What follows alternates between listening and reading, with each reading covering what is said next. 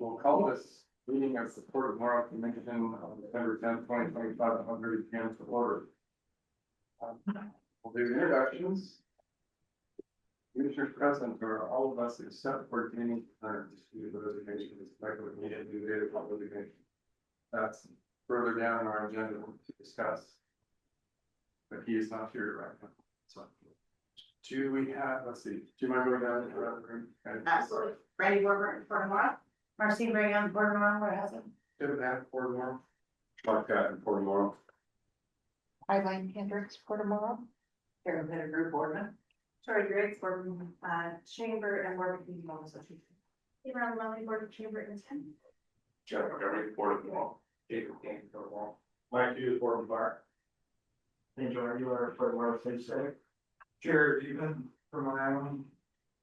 Mike Gorman, Morrow County Assessor, Tax Collector. Jason Hendricks, Port of Morrow. Eric Lamont, Port of Morrow. Yes. And Lisa stepped out, so we'll get everyone to come back in. Sam, please introduce yourself. Sam Tucker, attorney for the port. Doherty, John Doherty, City of Hebner. Kyla, Kyla Baumgartner, Rock Solid Sand and Gravel. Marty, Marty Broadbent. Griffin.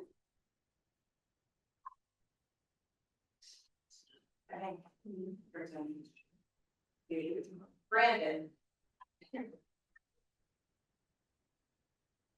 Brandon, if you're there, can you introduce yourself?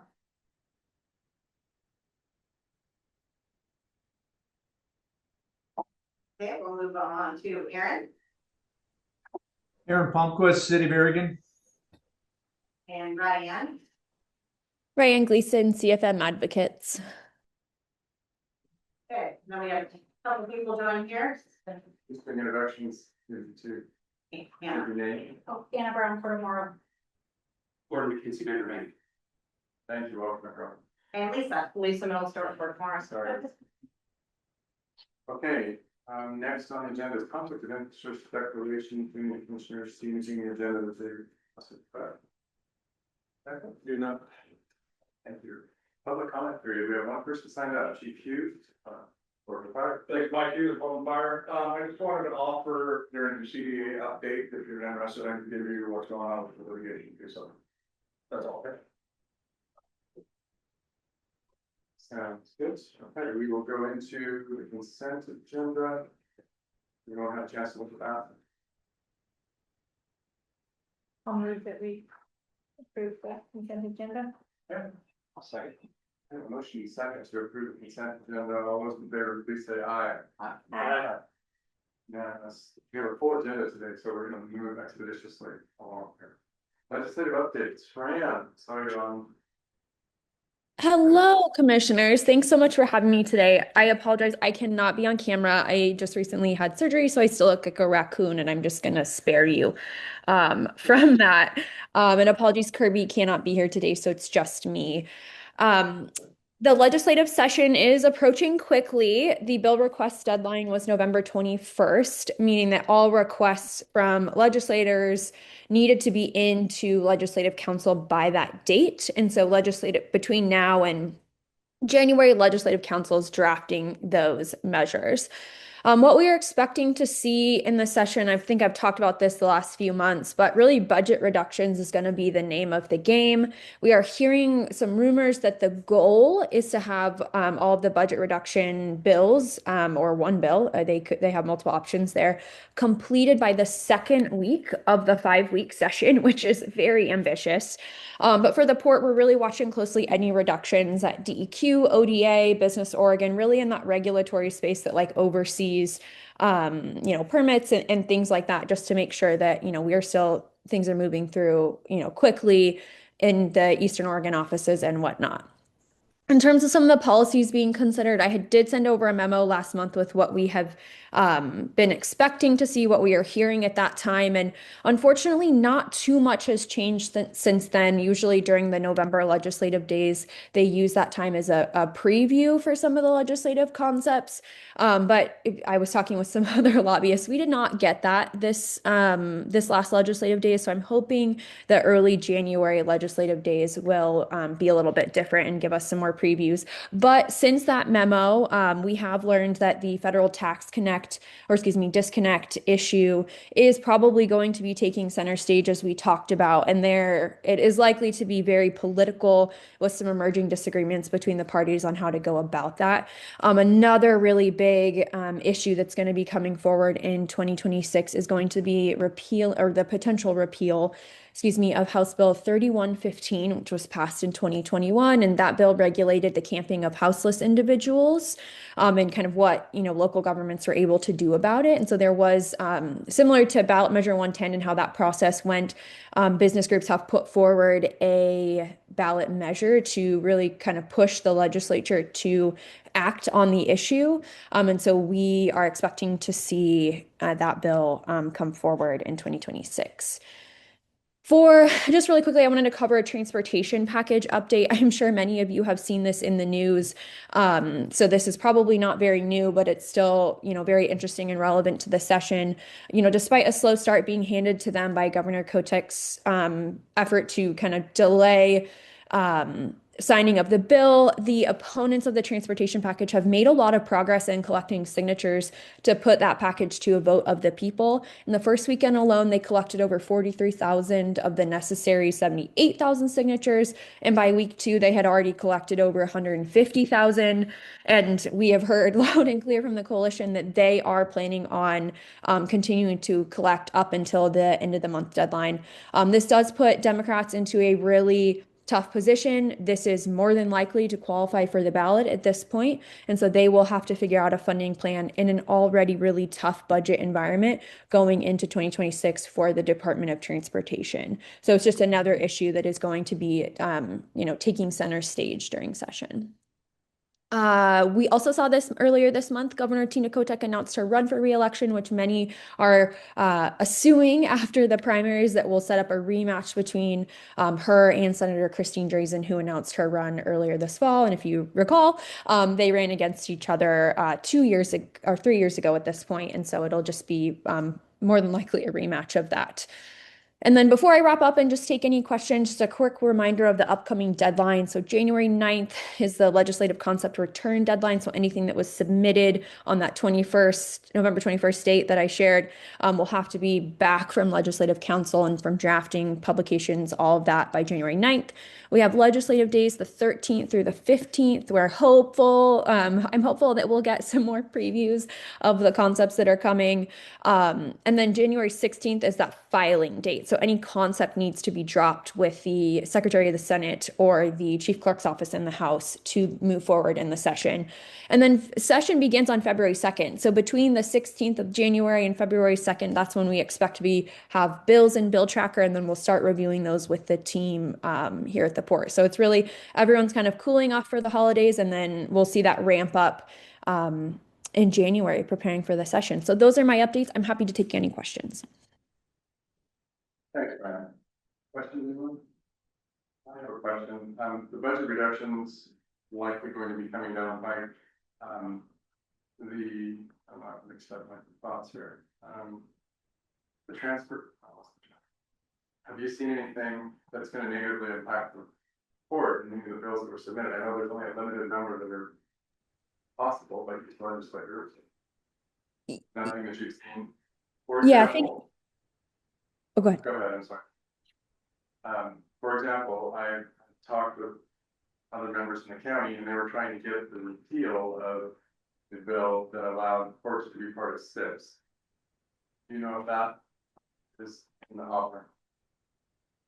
Yes, thanks, Commissioner. I have not heard definitively from Senator Meek whether or not he had made a comment at the end of the last session about his interest in kind of working on the issue. He's had some other things go on. He is also no longer the chair of the Senate Revenue Committee, so he is not necessarily, he could bring a bill forward, but he's not in the same position to really push that forward that he was in prior. He has a new committee assignment, so he has a new gavel. He's not even on the revenue committee to my knowledge. And so that is something that I haven't had a chance to chat with him. I do see him next Monday to get a definitive answer from him, but so far I have not heard that that bill is coming forward this session. Thanks, Ryan. No other questions? Thanks, Ryan, we appreciate it. Okay, now we, for the whole business, CDA updates. Please. Well, I'd like to update us where we're at with the fiscal agent payroll issue. This is what this report's about. There's a lot of comments from everywhere else, but that's what I'm talking about. It was in March, maybe February of 25, that this issue came out, and the port expressed its interest to be, at that time, to not be fiscal agent because of the payroll. And then moving on, nothing, it was talked about a lot, but nothing had happened. Until, like I said, we put a deadline, a final deadline. At any rate, on 9/30/25, Greg Smith recommends Jim, Lisa, and Greg meet with Elizabeth, the lawyer, the legal help for CDA, to discuss options. And Greg called them options A, B, and C. On 10/28/25, these reports no to continue with payroll, but agreed to be fiscal agent. Kind of changed our, it's mostly payroll and personnel if we wanted to be out. We would be willing to be fiscal agent for grants for other purposes. Really, because no other partner was stepping up to do it as a To do it, requirement yeah. of YG. So anyway, and then the options were mentioned. The payroll could be transferred to another agency, possible IGA modification, and wrap employment into a contract.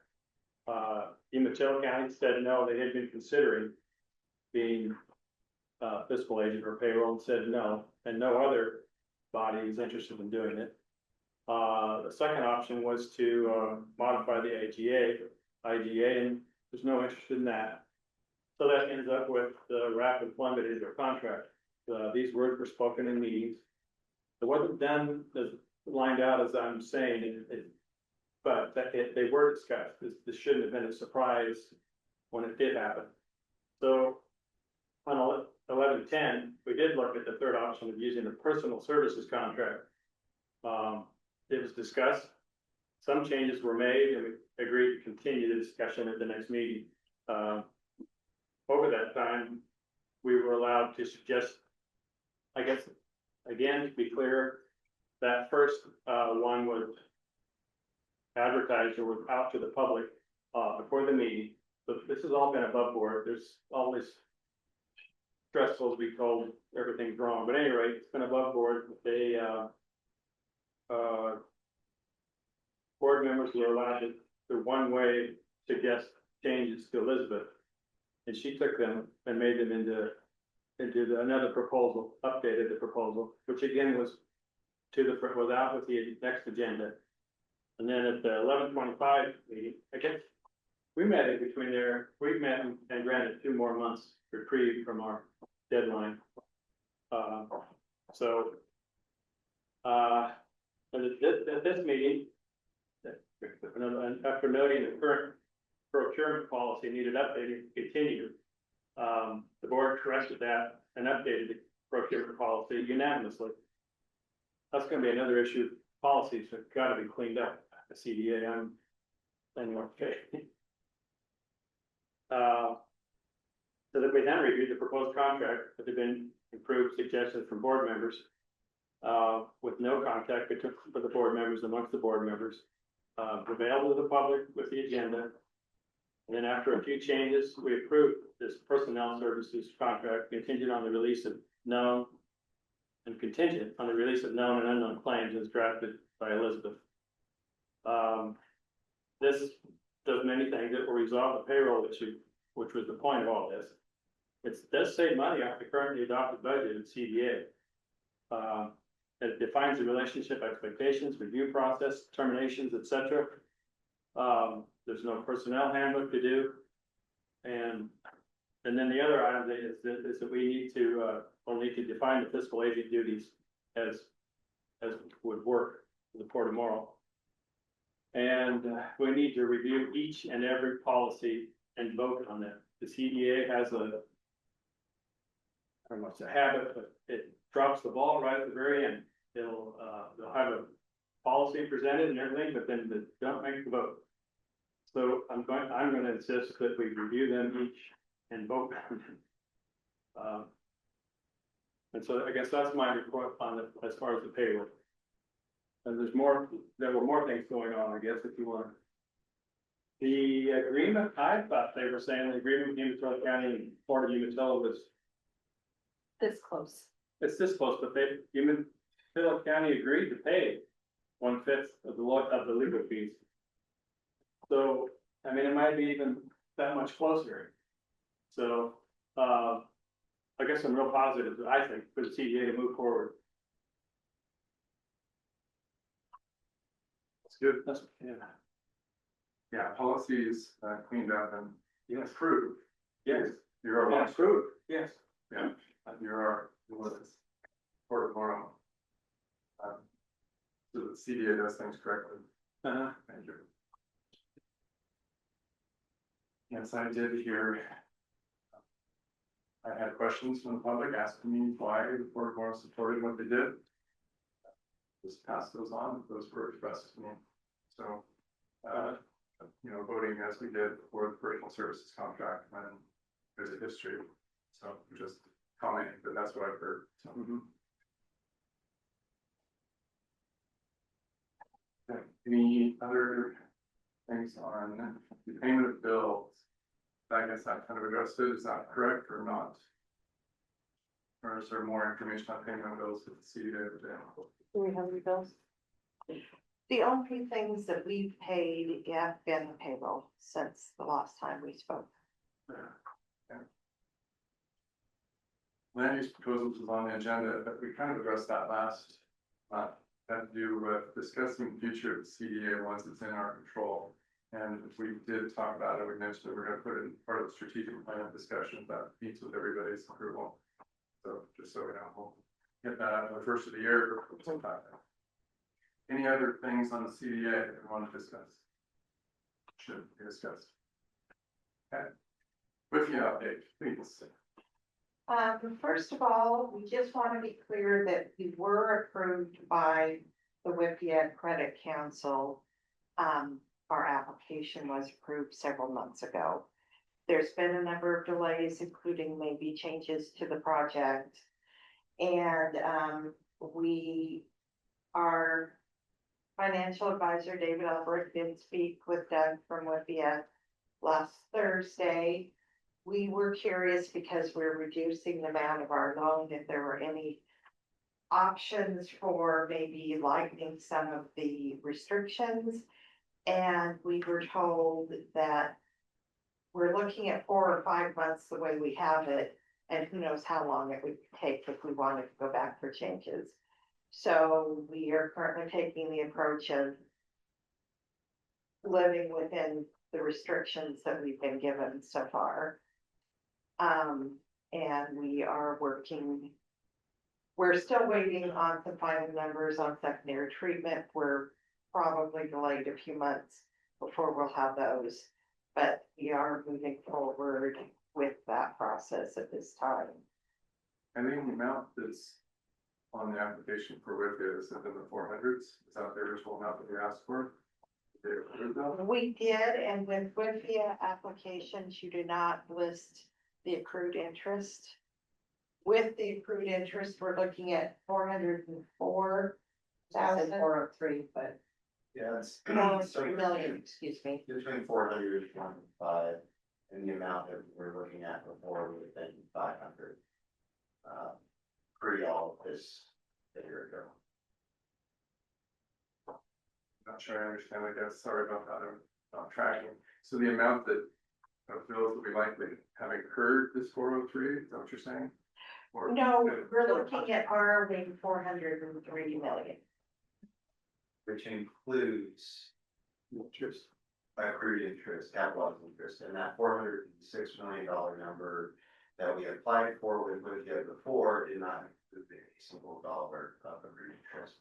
So the bill that total was paying $500 million before, and now that has been reduced. Seemed to me that when we talked about this earlier, the restrictions were difficult. They are still difficult.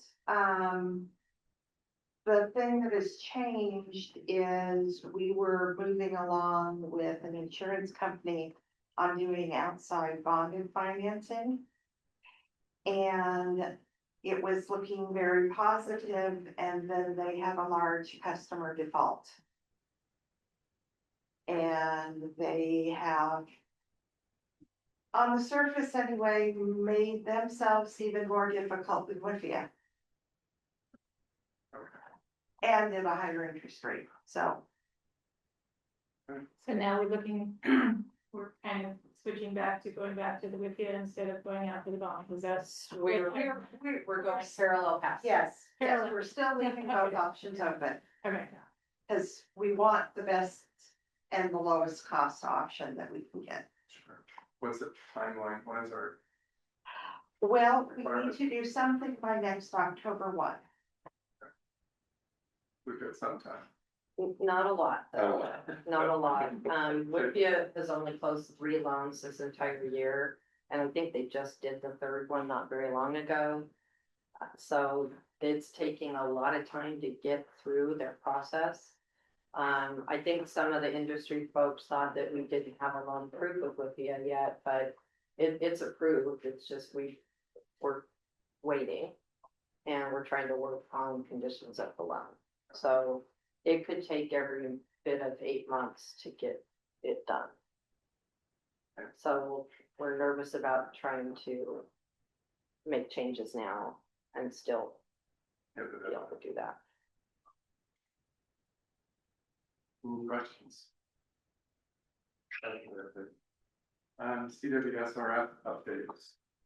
Okay, so as you recall, we applied for a total of $50 million. And they won't sign the contract for the entire until the completed plans, but they offered a smaller loan for design and engineering work. And then the plan is to then amend that loan to be a total of 50 million when all of the plans are complete. We again were offered some terms, and we came back with some suggested changes. They have said okay on a couple, they've said no on some others. We're waiting for a revised executable contract on the smaller portion, which is 2 million and something. I'm not sure the exact number off the top of my head.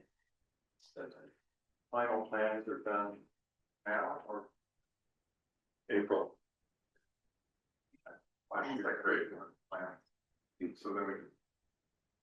Well, once we have final plans, we'll have a better cost estimate too.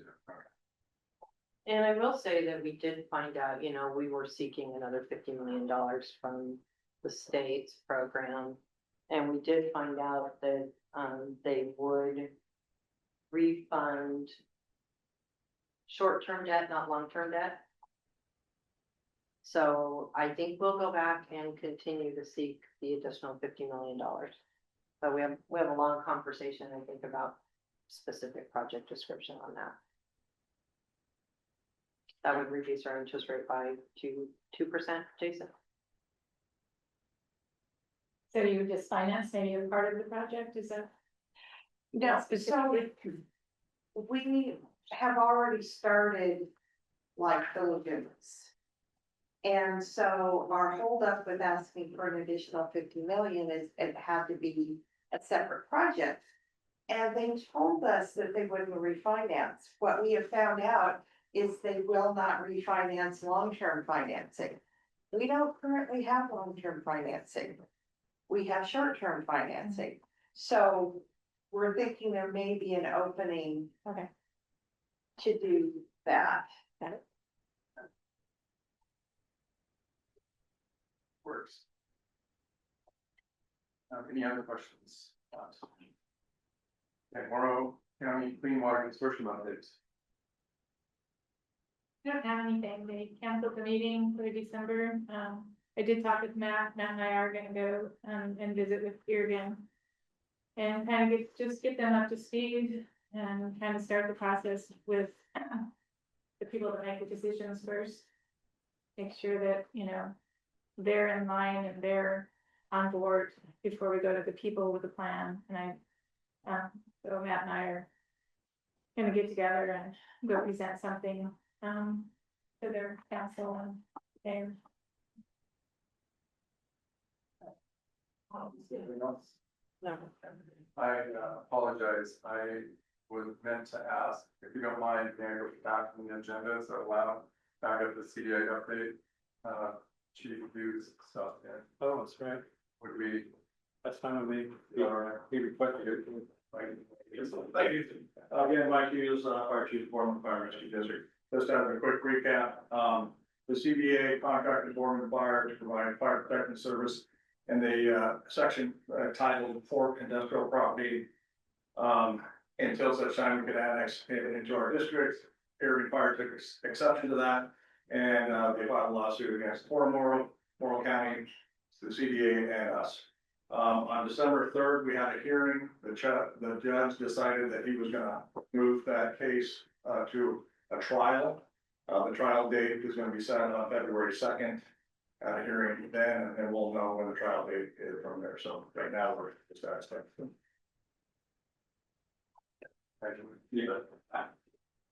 Right, back to our agenda, we have guest here, our assessor and tax collector, Mike Norman, here for a Morrow County update and SIP enterprise zone discussion. Mike, please. Thank you.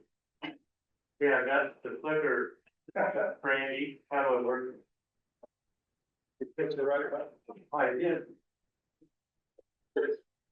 There we go. And I like to stand, is this okay? Well, okay. All right, the 2025-26 property tax and review, I guess. Mike Orman, Morrow County Assessor and Tax Collector. Appreciate the opportunity to be here. And here we go. So, and this is the county-wide values. I have some important information at the end, or at least one slide. Hold on one sec. I didn't share. Can you share? Okay. I That just was- remember. that was as I the saw equally it, run. No, you're gone. I apologize, everybody. We're gonna go.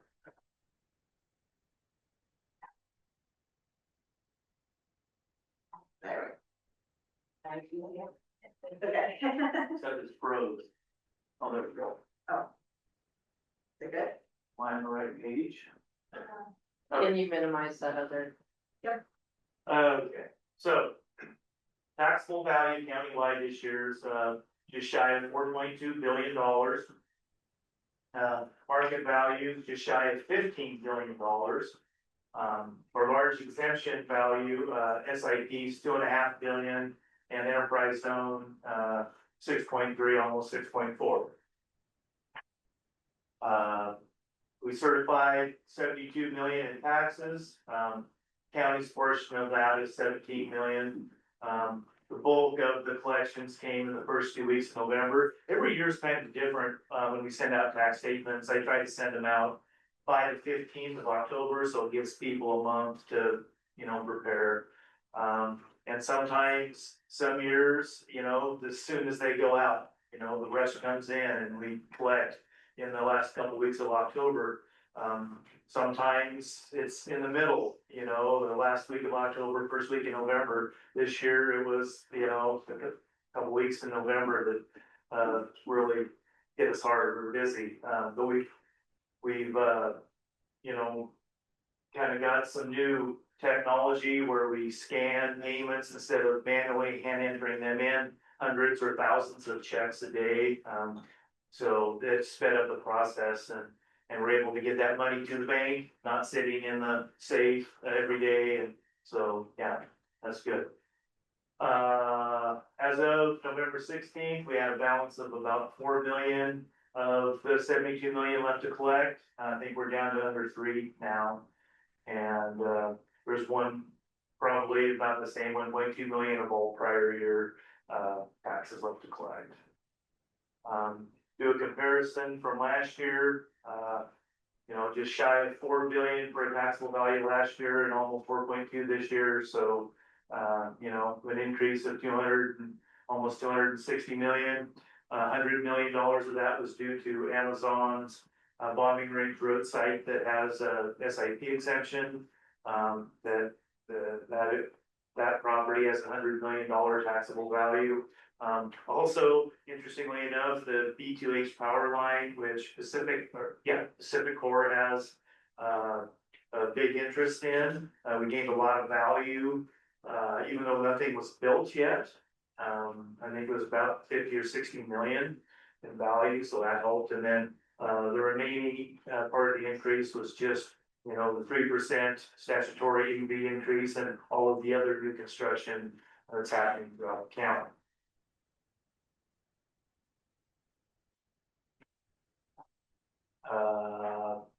Did I skip some stuff on that last one? So you should never give me the clip.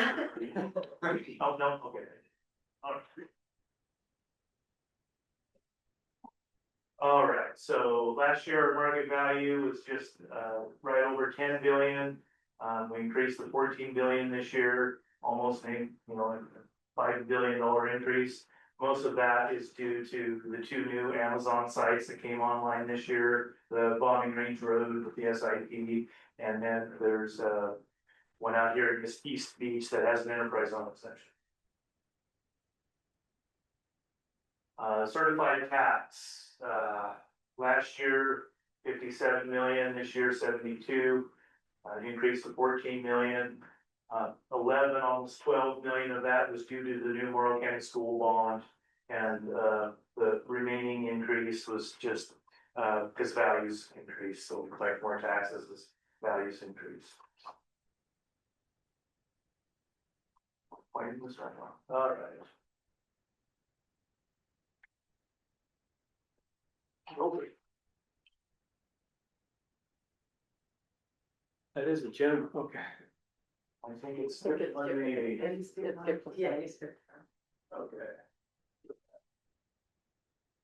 Okay. Property tax rates increased for all areas this year.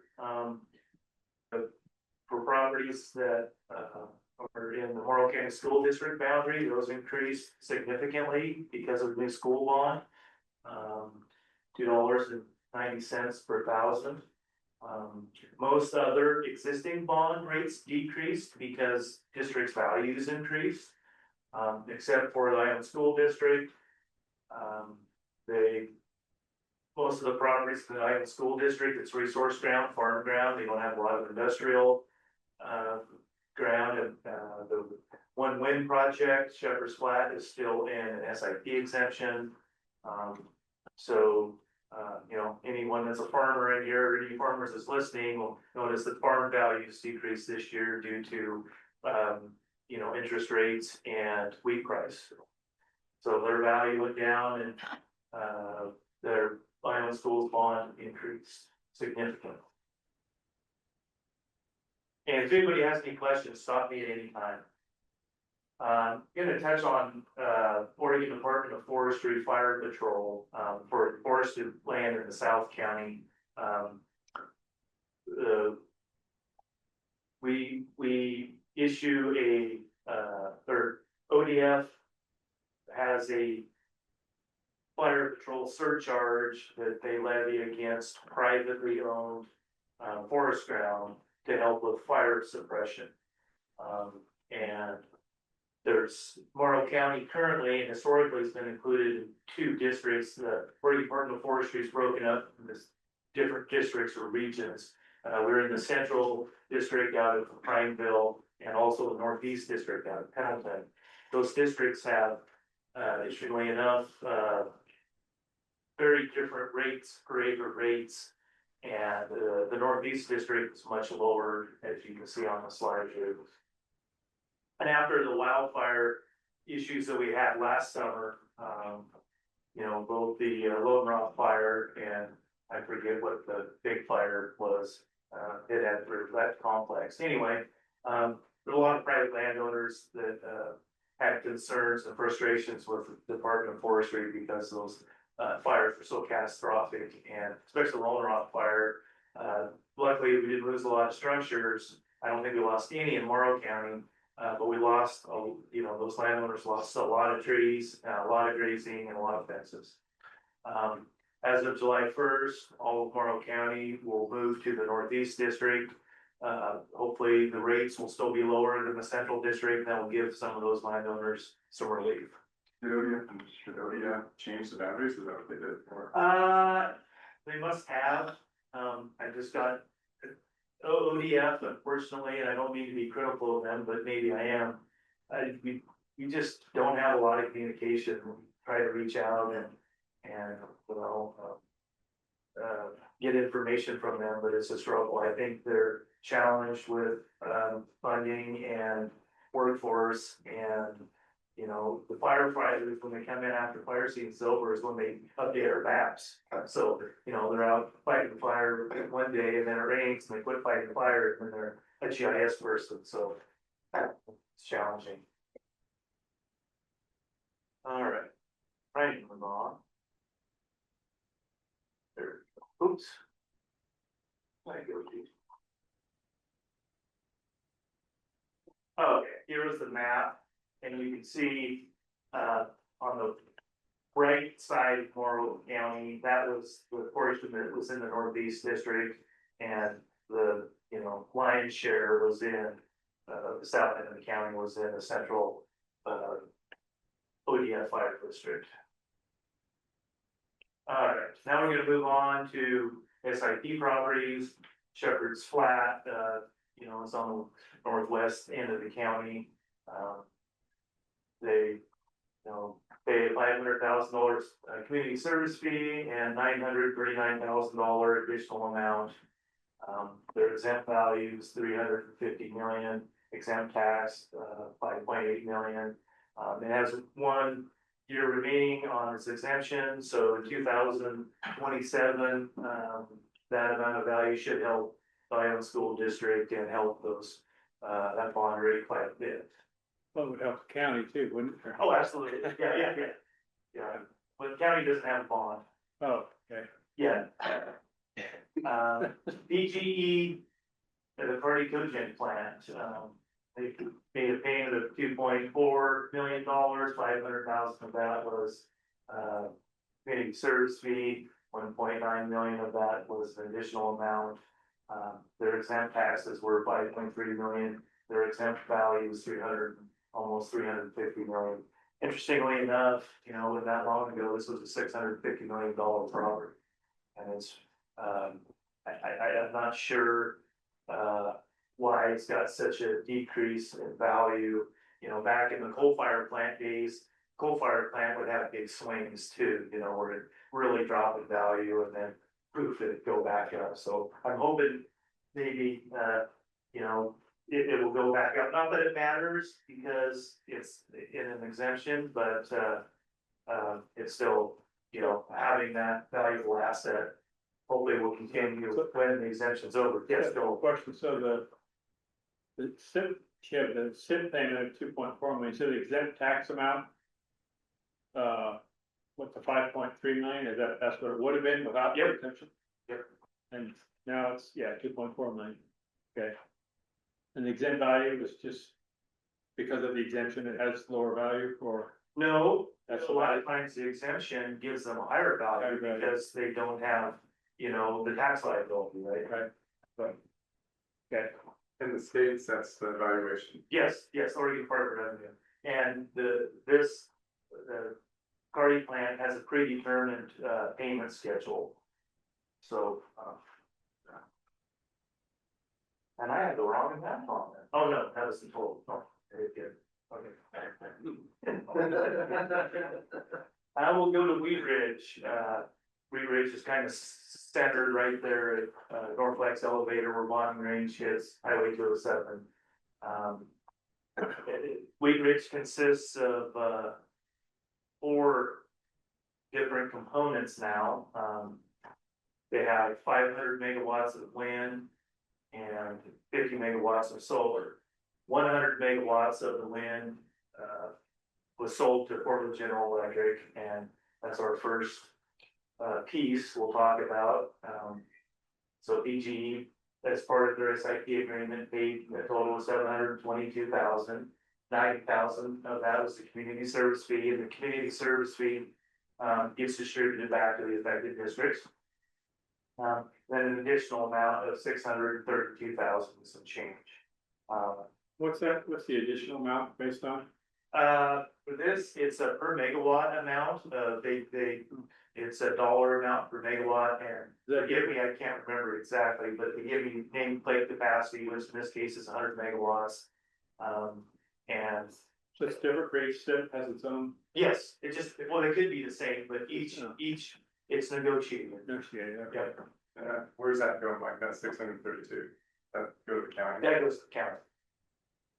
Can we back up 1 minute? The 500,000 community service fee to PGE is not split among, is that because there's no special districts that cover Yeah, it is. the first one, the PGE one? Yeah, there was 500,000 service fee. 100,000, I do remember this one, $100,000 goes directly to school, and then 400,000 gets distributed amongst the other. Okay, I thought you said it was. No, it Okay. was, I'm sorry, if I said that, it was an error. Okay, thank you. This Eileen was, And that's based on whatever the agreement was, that signed by the Yeah. districts at the time. so for every, and I will go over that in the next presentation, I will talk about how SIP works. Okay. Their exempt tax amount was just shy of $2 million, and the exempt value, just shy of 125 million. If I'm going too fast, you can slow me down. So the second part of the Wheat Ridge project, Wheat Ridge went to, and NextEra was the developer of the project, or one of the developers, owns its 200 megawatts. Their SIP payments at 1.4 million. Their community's portion of the community service fee is 180,000, and an additional amount of 1.2 million. The exempt tax was 4.4 million, and their exempt value is just shy of 250. So I guess my question on that one would be where it says the county does not share CSF. Both those amounts are going to the taxing districts then? No, in some agreements like Shepherd's Flat, the county did share with the community service fee with all the other districts. And PGE and this Wheat Ridge project, the county excluded itself from the $500,000 community service fee and is just keeping the additional amount. And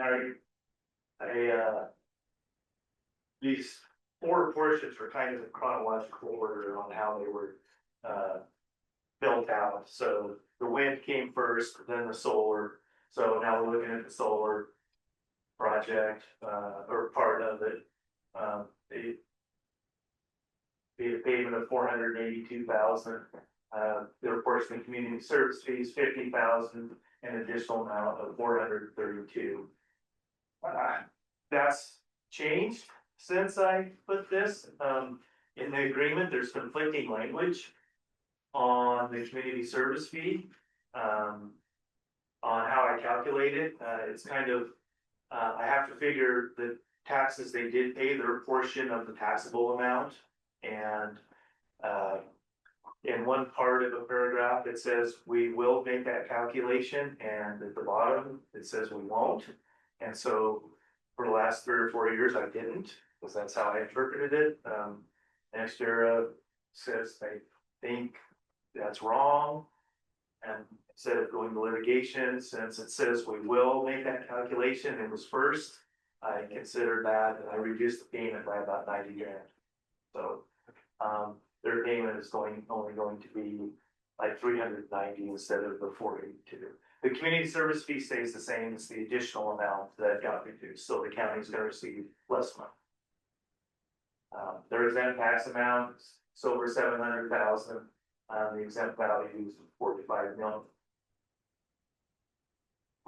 And then the Wheat Ridge East portion, that was actually just, completed this spring, and I didn't think we would have any value or this much value. Even, you know, collect any SIP fees from, but we did. So, this is, additional 200 megawatts of wind, very similar to the Wheat Ridge 2, that NextEra owns. NextEra also owns this. I made a payment of $1.4 million total, 180,000 of that is the community service fee, and 1.2 million is the additional amount. 5.4 million worth of exempt taxes and 340 million worth of exempt value. Why this is worth more, you know, $120 million more than Wheat Ridge 2 is because it's brand new, no depreciation yet. Orchard Wind Project is a smaller project, just kind of west and adjacent to what was the Echo project, between Bombing Range and Little Butter and Sand Hollow, or between Sand Hollow and Little Butter Creek, or Big Butter Creek. It's like a 48 or 50 megawatt project. There is AP payments, 151,000. 140,000 of that was the community service fee, and the county got $11,600. Why is that so? Well, when the county negotiated this, the developer wanted, you can see it, I know it's small, but it's a predetermined payment schedule. And they wanted, I guess they needed some cash in the first years, so they wanted to make smaller payments and make larger payments in the latter years. So, you know, in the last year, we get the bulk of the additional amount. All right, our newest SIP, EDX 178, just here on the Bombing Range. Amazon made a SIP payment of just shy of 5.7 million. So why the community service fee went from 500,000 to 2.5 million? Legislation in 2019 increased that. So, so the community service fee of 2.5 million, an additional amount of 850,000. And then this SIP agreement has bonding language in it, so they're making a $2.3 million, they did make a $2.3 million payment towards the Morrow County School Bond. Is that a one-time? No, it's every year till the bond's gone or the exemption's off and they get taxable. So Mike, if that $2.5 million amount was in 2019 legislation, were the other SIP agreements written before that time? Yep. That's why they don't. Yep. Okay. All right. And then in 2023, it changed again, and I will go over that in the next presentation. Thanks.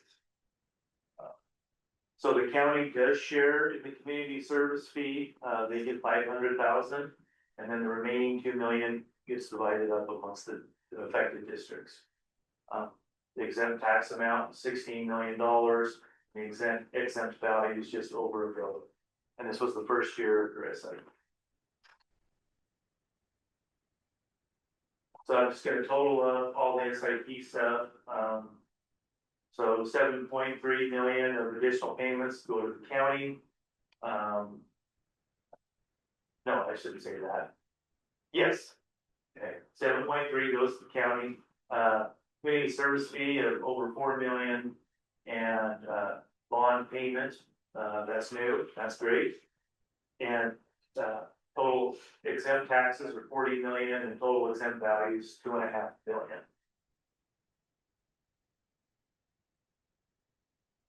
And we'll go to enterprise zone exemptions. This is Plan West End.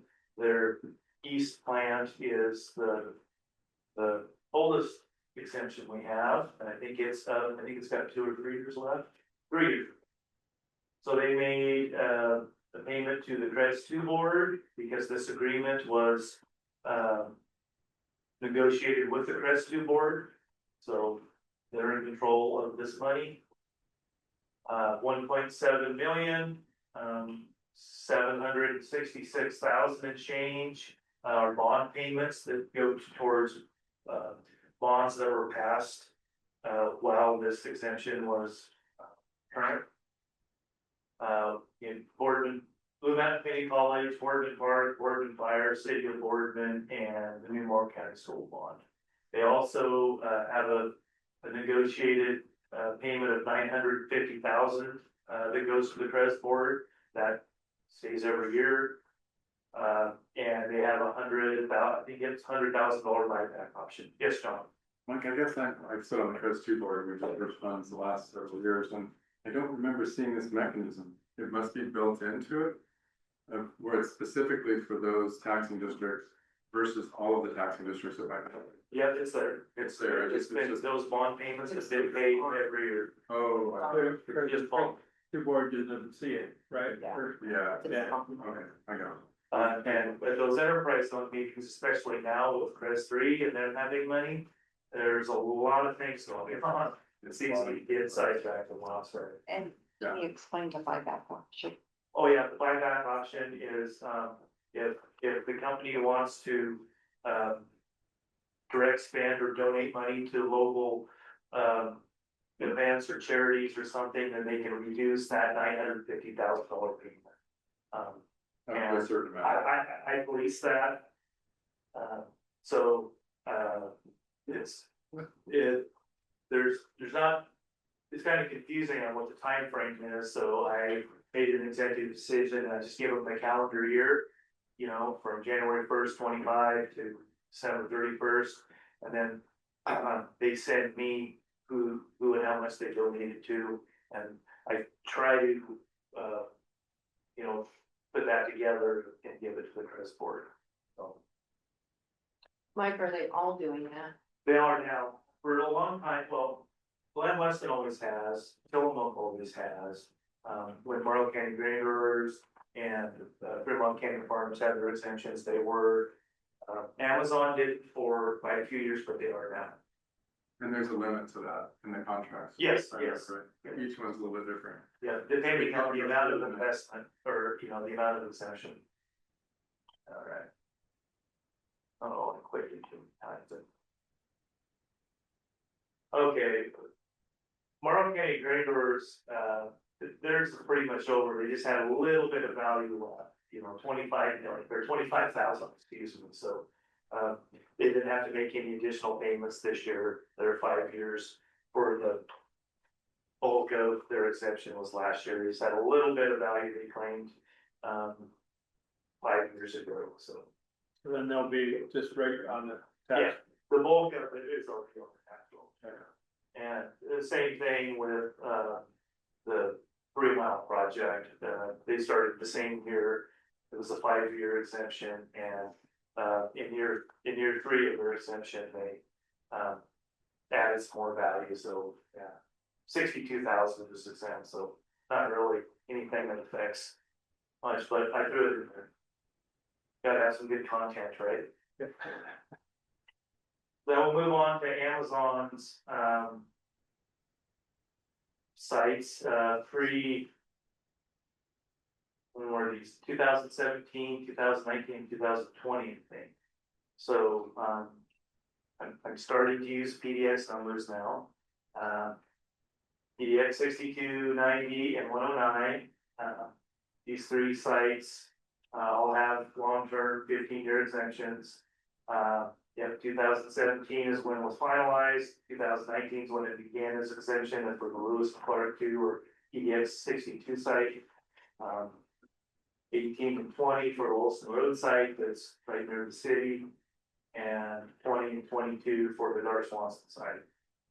These 3 sites have very similar exemption agreements, except for the Olson Road site, excuse me, the Dark Swanson site has some additional payments. But none of these need it. These three agreements do not have any bonding language in them. So, the agreement says, okay, $1 million for building or data center, but with a minimum payment of $2 million per year. So if they ever only built one building, they would still pay $2 million, but these sites are all built out now. They have at least 4 each. So there's also an additional payment calculation of $25 million times the property tax rate for that area in that year. And that 25 million gets indexed up 3% a year. And that money gets paid to the Crest Board. For the Gar Swanson site, like I said, there's a little change. We included a student success fee and a public safety impact fee of $50,000 each. That gets paid to the Crest Board. And that those amounts get indexed 3% a year as well. So where's the payments going? To the credit, All these go to the Crest Board. credit board, okay. And they're annual, so you said there's 4 billion, is that 4 million for, Yeah, I'll show it here. oh, okay, That's it. Seems like it. sorry. Randy's clicker at work. Oh, I gotta make fun of something. It's not mine. Oh, I went too far. Oh, then I killed her. I told you.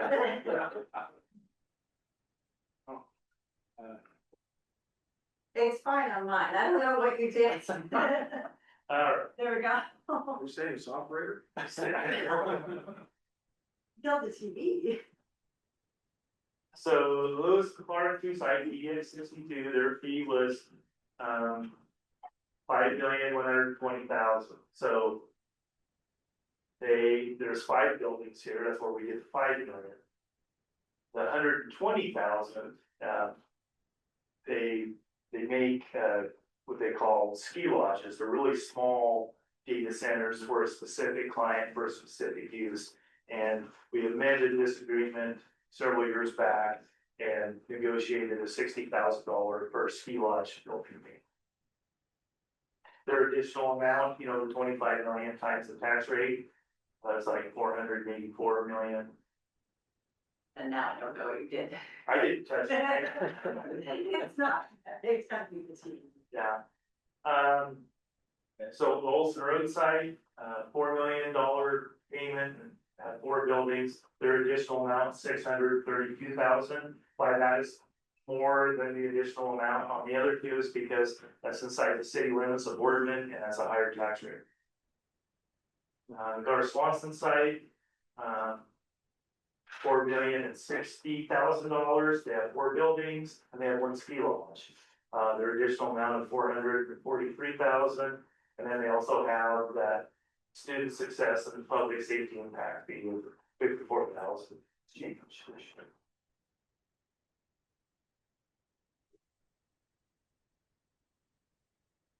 I'm back.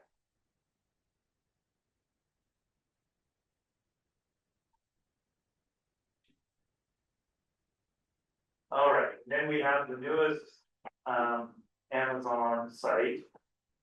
These agreements were signed in 2023.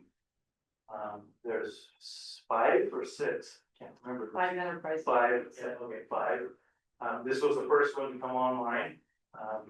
Have a $2 million fee, additional amount of 405,000. This agreement also has the student success and public safety impact fee paid to the enterprise zone board. And this is Crest 3. This is not Crest 2, this is Crest 3. And this agreement does have the bonding language in it, so 823,000 is paid to the Morrow County School, towards Morrow County School bond. So I'm picking on Amazon here. I don't know if Hillary's listening or not, but they're, and this is just enterprise zone. This is excluding the SIP property. Total exempt tax amount of 107 million. Total exempt value of 6.2 billion, and their payments were just over 18 million. Question, Mike. Yes. These, and PDX sites don't have the 15% contributions to the school. So these were done before for that. Okay. If we heard, maybe this is more for Lisa, of breaking ground on any new sites of the 4 remaining that need to be built, Yes, because they have a $5 million upfront. and those have been, yes, So there'll be 1 in 26, I think. yes, maybe 2, because there's another one here and there's one out at the airport. So do you have another pipeline right now? It doesn't get paid to me. I don't, no one informs me. And that's kind of the disconnect. That's why we really need a press manager, a real press manager. And that goes straight to the credit board. We're trying to. Heard you. Well, that's nothing for you at all. No. So this, there's 2 separate kinds of enterprise zone agreements, and or enterprise zone exemptions, excuse me, I'll go into this more. I might even just skip this slide since I'm doing that other one, okay.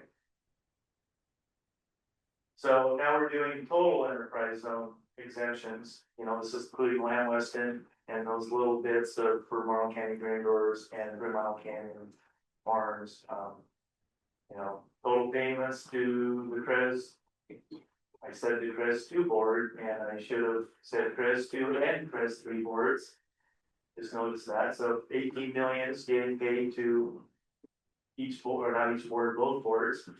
Bond payments of 1.5 million, exempt tax amount 110 million, and exempt value of 6.3 billion.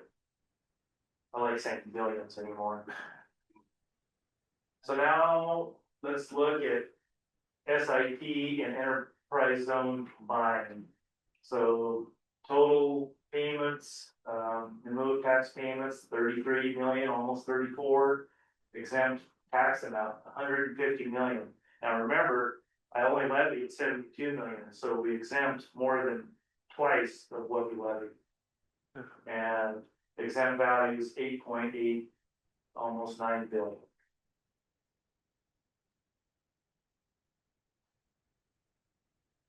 Top 20 taxpayers for the county. I might shrink this down to 10 next year, so this slide is easier to read. Again, Amazon's the winner, but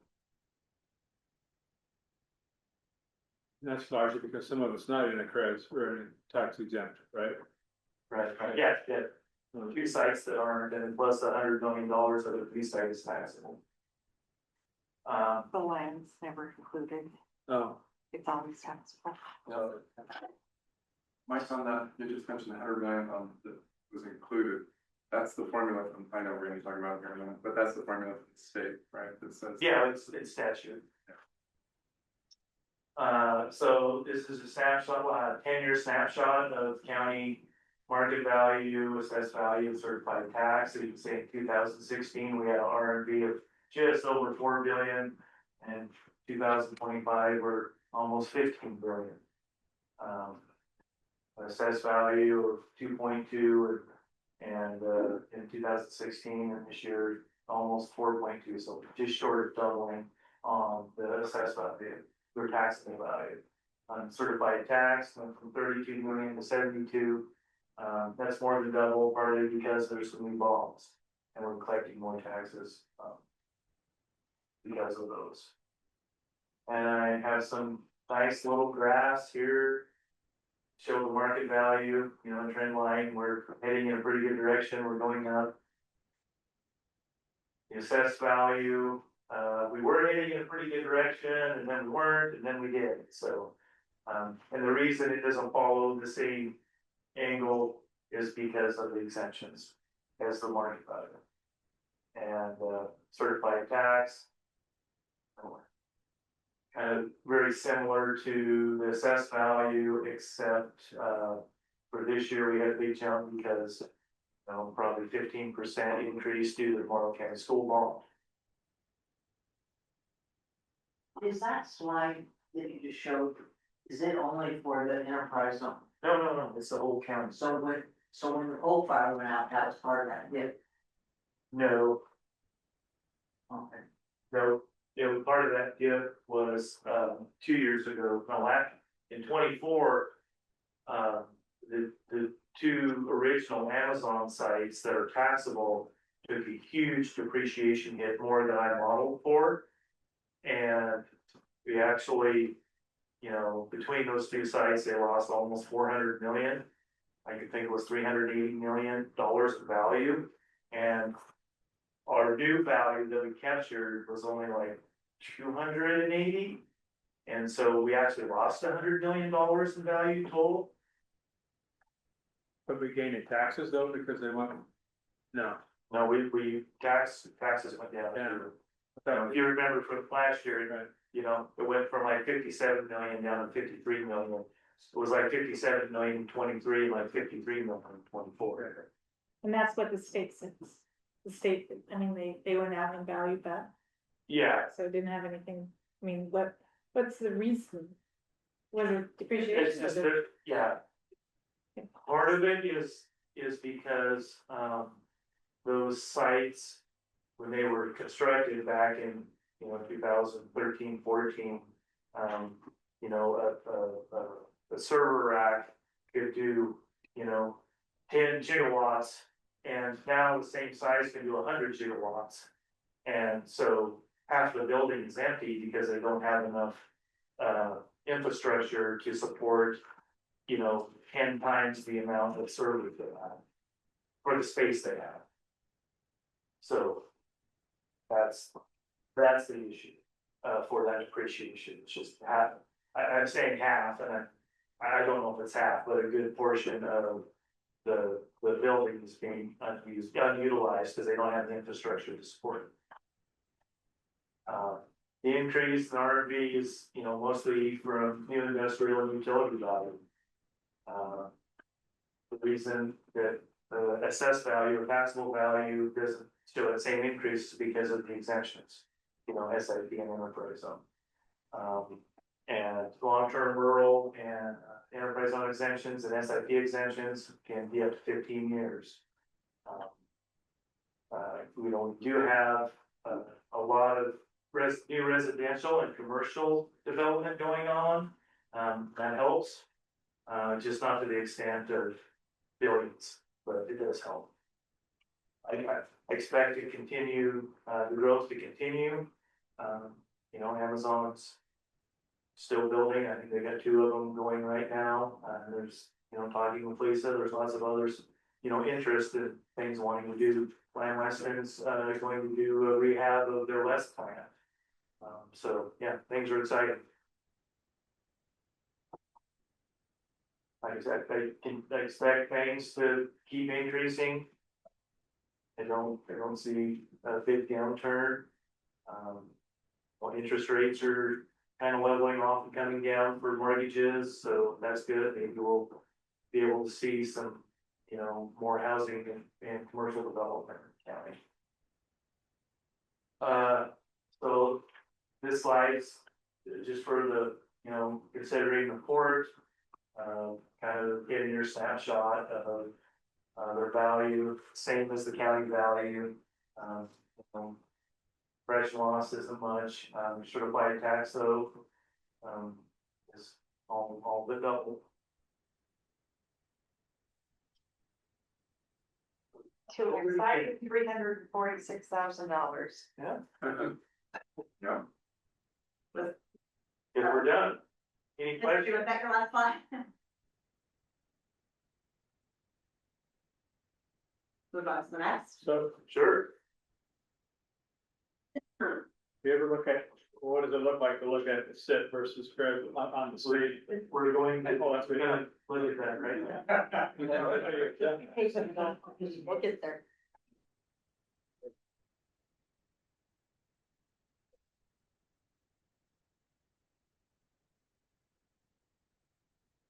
So I put this, together, this presentation together a few years ago, for our Assessor Association, conference we had.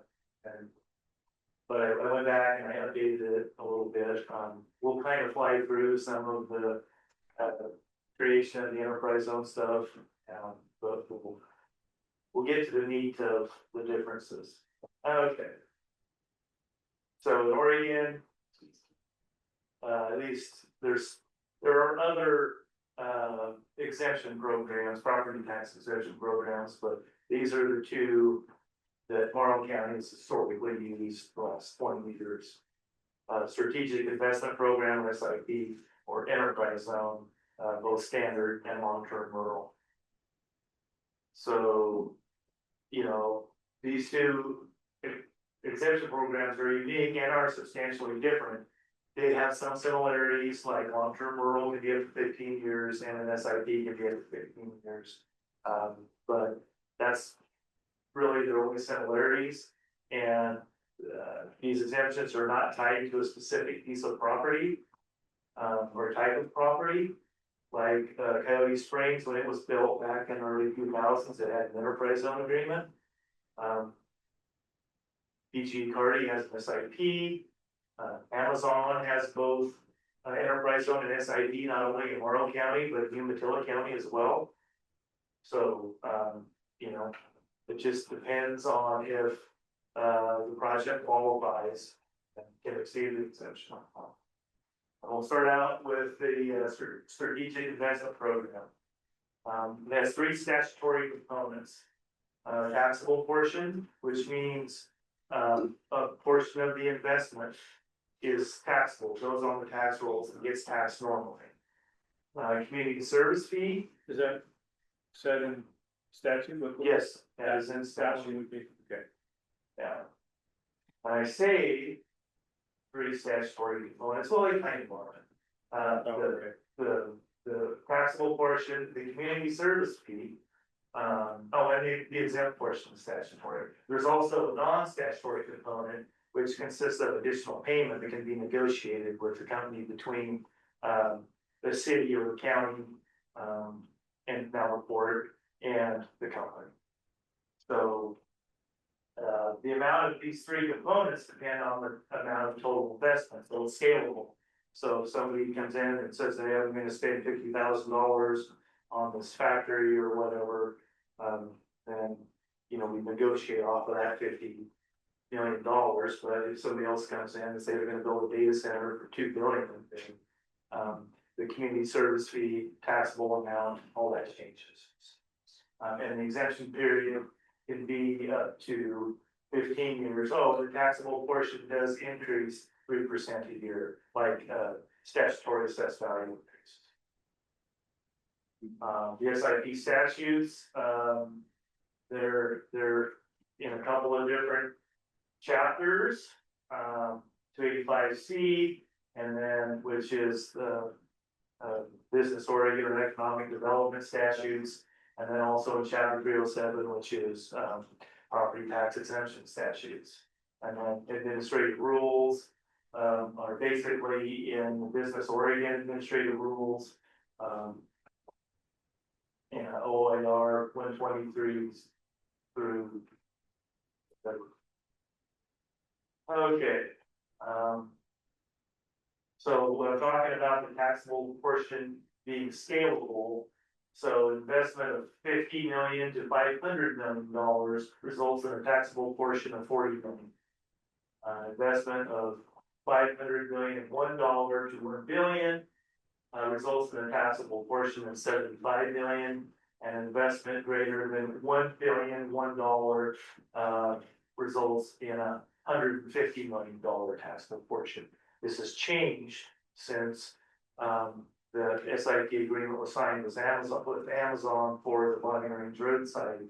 The cap on the taxable portion was $100 million at that time.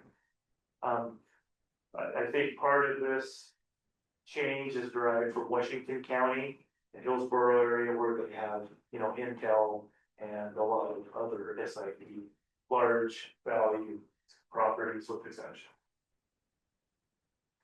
So this is what taxable portion would look like for those 15 years. You know, year one, 40 million, 75 million, or 150 million, depending on the level of investment.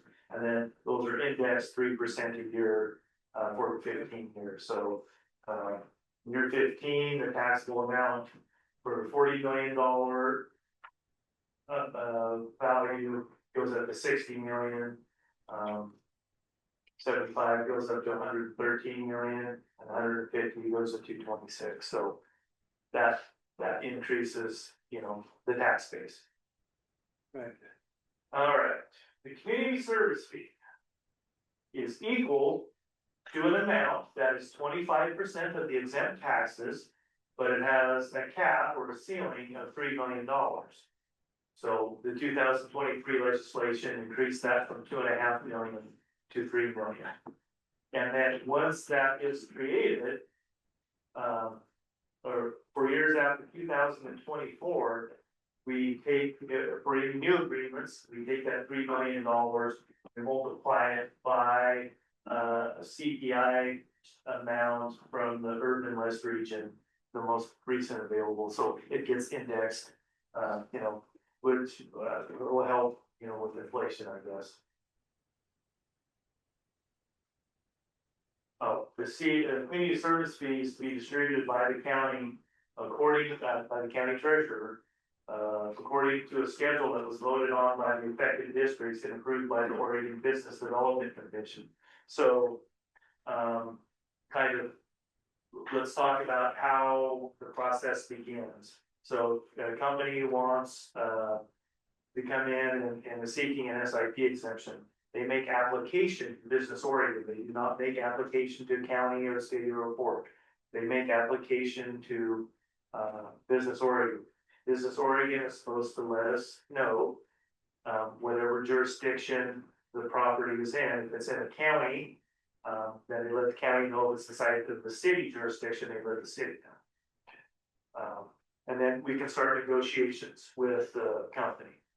And then once we have a signed agreement with the company and the governing body ratifies that, then I have to figure out what taxing districts are involved, excluding schools that are affected. And we call a public meeting and, you know, I give an explanation on the project and the agreement and the amount of the community service fee we're going to be haggling over. And then each district gets a vote and somebody makes a motion and it passes or it fails and somebody makes another motion. Hopefully it passes. And then all the districts sign their agreements. And then we have to provide that to Business Oregon. If the districts cannot come up with a distribution schedule, then Business Oregon will come up with one for us. Yes, I think. The district's not get any full vote, that's correct. Oh, you're right. They don't. It depends on their tax rate.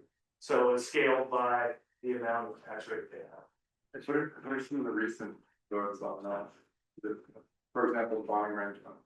I would think the county would be the big voter in the room.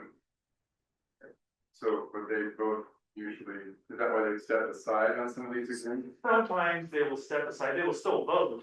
They can still vote. They just don't receive any of the committees. They just, on some of the agreements, they don't, you know, like not to receive any of the money. So, for the most part, they're all kind of similar. You know, the districts, based on their tax rate, I create a percentage, a distribution percentage, and that's the amount of money they get.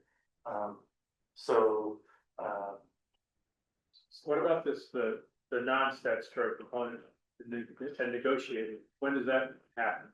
The negotiated. That's when when we're negotiating with the agreement. The first agreement, the first step. Yep, that happens first, before we call the meeting with the taxing districts. Okay. And that would be with the county or? Well, whatever, yes, well, if the project's located within the county, it would be with the county. If it's located within a city jurisdiction, it would be the city. We would negotiate that. Yep. Okay. We've not had any SIPs with cities in Morrow County yet. We have not yet. So are we clear on, kind of clear, mud on how clear service fee works? It's regulated, I mean, it's set, Yes, which is different than enterprise zone. right, well, there is no community service fee with the enterprise. Yeah, and everything's. Renegotiated. Well, except there is a chance to negotiate, though. Yeah. Was any of that done on any of our SIPs? To have a negotiated component? Oh, yes, All of it. all the additional amount is what, that's the negotiation part. Okay. Okay. Okay, the exempt portion is what is left, of the new, left of the new value after the taxable portion is established, so that $100 million investment, $40 million of that is gonna be taxable, their exempt portion is gonna be the 60 million, okay? This is what, this has just been the county who's been negotiating these, so use this for modeling, estimated tax payments, to come up for negotiating these additional payments, so I will model, I have $100 million investment, so if year one, let's say it's $100 million, I'll model some depreciation things and, estimate tax rates in future years and estimate tax amounts and what we initially, it has even happened before I became assessors. We just, since schools are excluded because, they're kind of held whole because of the state funding formula. We would just remove the school portion, from that tax rate and start negotiating from there. And it's usually, is 40 to 50%, of, rural tax rate is schools. Which, I don't know, could be Hebner or Ione School, or excuse me, Morrow County or Ione School District, Blue Mountain Community College, which is countywide, Intermountain ESD, which is countywide. How is that 15% thing kick in for SIP, or is that? No. It doesn't? No, Okay. not yet, so don't say it, I'm sorry.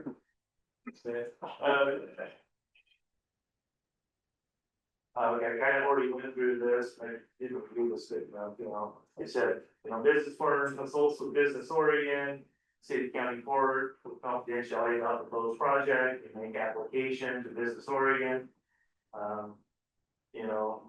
We, we negotiate, have a public hearing I should say, public hearing, public meeting, or I should have said there, regarding the proposed agreement. We execute the final agreement and, then we have to send that agreement to Business Oregon Commission for them to ratify it. This is the actual SIP agreement, not the community service fee, but they have to ratify it. And historically, I have made the trek down to wherever your meeting is. We had one here, Portland time, and was that for the PG one? You remember? I think it was PG. Yeah, but I've been to Portland, went to Eugene once. Unfortunately, I got out of going down to Roseburg because they canceled the meeting, and I think that's when they moved to Eugene. So. All right, okay, yep. Then it gets approved, then we have the meeting with the districts. 75% of the affected taxing districts must be present, which usually every taxing district is present, I think. Historically, that's been the case, hasn't it? I think. But like I said, if no distribution for the community service fee is determined, then Business Oregon will intervene. Has that ever happened? Not Morrow County, and I never asked the question about other counties, so. So the business, once all that's done, once they get the okay to move forward and, they start, their preliminary construction, they do have to, initiate a first source hiring agreement, which means, they just try to hire those people.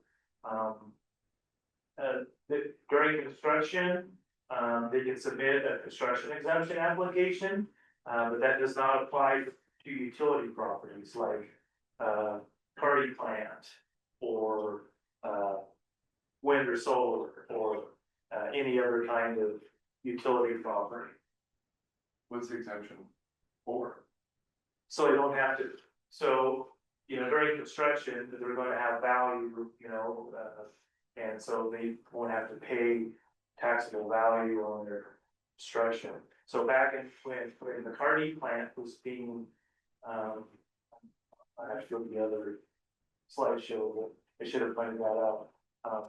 When the Cardi plant was under construction back in was 15 or 16, they had, geez, $200 or $300 million worth of value during construction. But then statute does not allow utility properties to apply for that construction exemption. So it got added to the taxable value, or the county got a huge bump for 1 year, and then the next year they started their exemption and all went away. So the exemption begins the first tax year after the end of the calendar year, the facility becomes operational. And then, in Morrow County, the county assessor bills the business firm annually for the community service fee. That's in statute. But negotiate the payment, that isn't in statute, but I bill them anyway because it's just easier. And county assessor is the only one that has the authority to grant or deny the exemption. So I want to know if they're making their payments and such, so.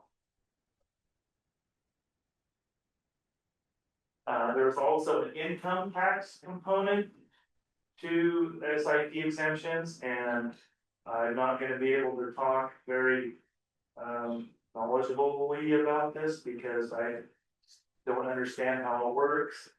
But Business Oregon handles this component, if the company or its employees meet some threshold with income tax, then the county receives part of that.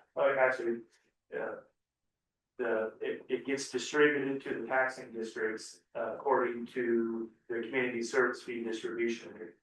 And it can be no greater than $16 million a year. And we get on the current, ones, I don't know, $4 or $5 million a year that gets distributed to the district. So it's nothing to sneeze at. Yes. I could be incorrect, but that information is considered confidential. Yeah. So when we get a check, we just get a check. Yeah. We don't know who it's for or. Where's it from? Right. Well, the county gets the check. Yeah. Oh, Yes, and then we have to distribute it. well, we have in the past, is that a payroll tax? Related, because we have gotten money direct from Business Oregon. Really, that may be a different program. Okay, Maybe a different program. but it's interesting. Now, for what's this for them? Yes.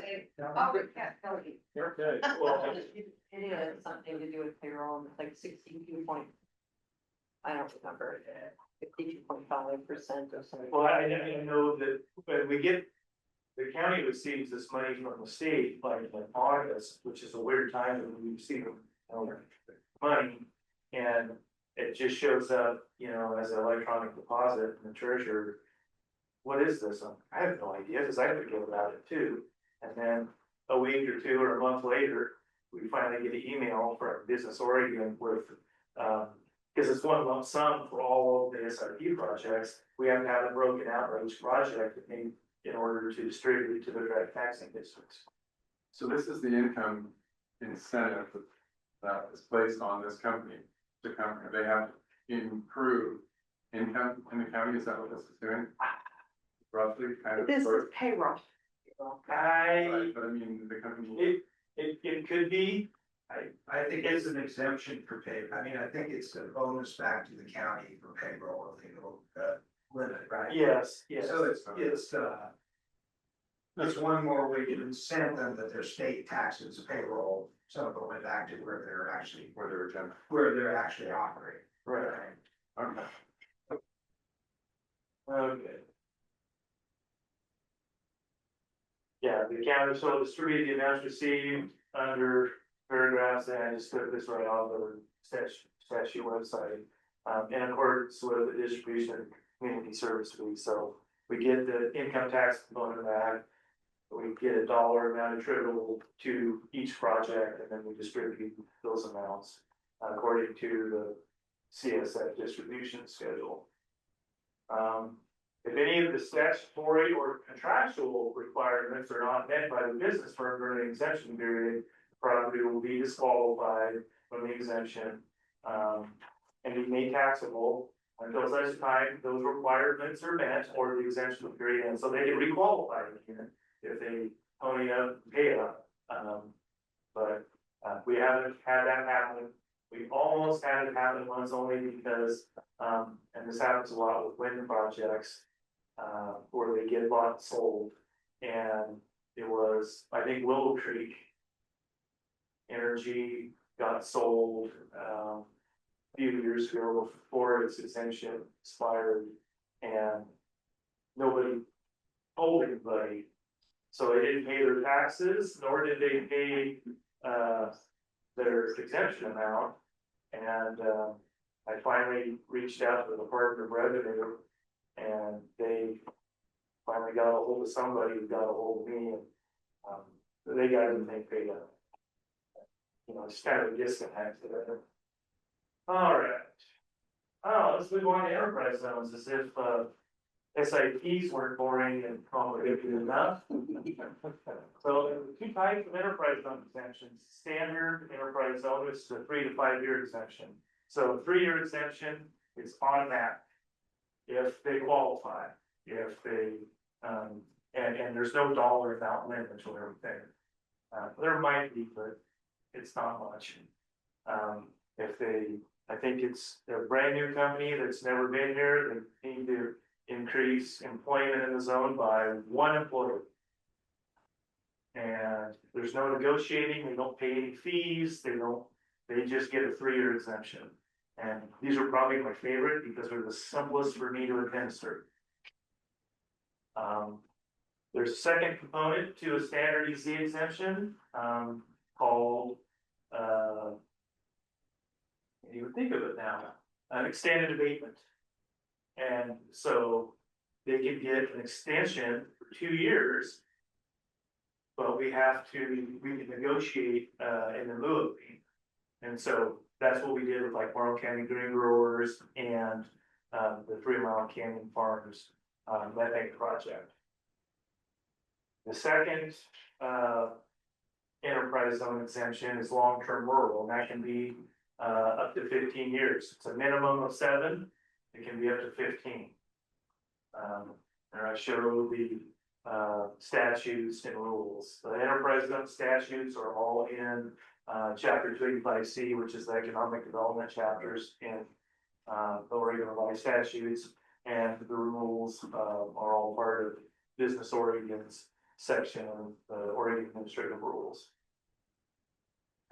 Zone creation would be really high level here. Any city county report may designate an area within the city county report as an enterprise zone. They can partner up as we've done in the past and still do.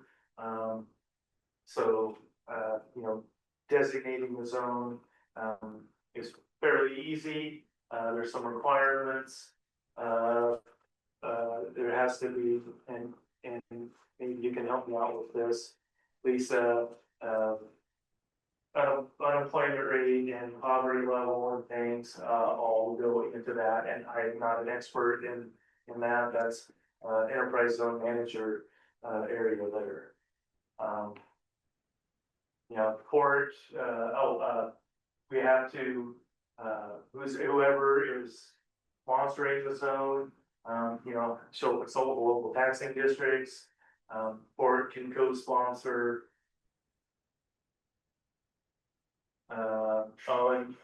So enterprise zone exemptions, when I say they're not tied to a specific property, they do exclude some, and commercial properties are exclusion, except for hotels. So hotels had a good lobby when this legislation was passed, but it's not automatic. The zone sponsors have to elect to allow an exemption for a hotel tomorrow, and the credit board has done that with I forget the name, ordinance leaked in or whatever it is. We did, and when we first started our first enterprise zone, we did not opt into the hotel motel exemption, so we changed that.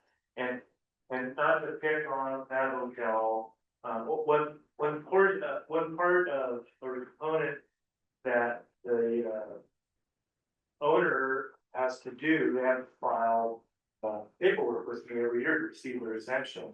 And the hotel forgot to do that in year two, so they were taxable for 1 year, but then they filed it, Johnny on the spot for their last year. Oh, and a hotel can only do 3 years, they cannot do an extended abatement of 3.5.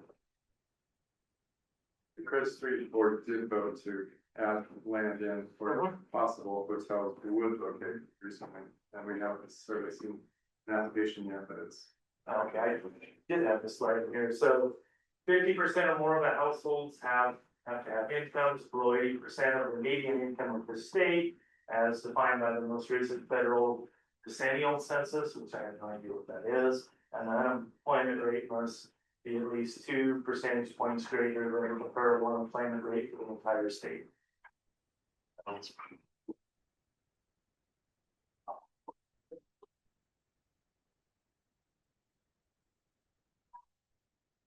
Okay, so Business Oregon determines on a case-by-case basis, the evidence provided by the sponsors designating the enterprise zone, if there is enough of a level of economic hardship to trigger the zone.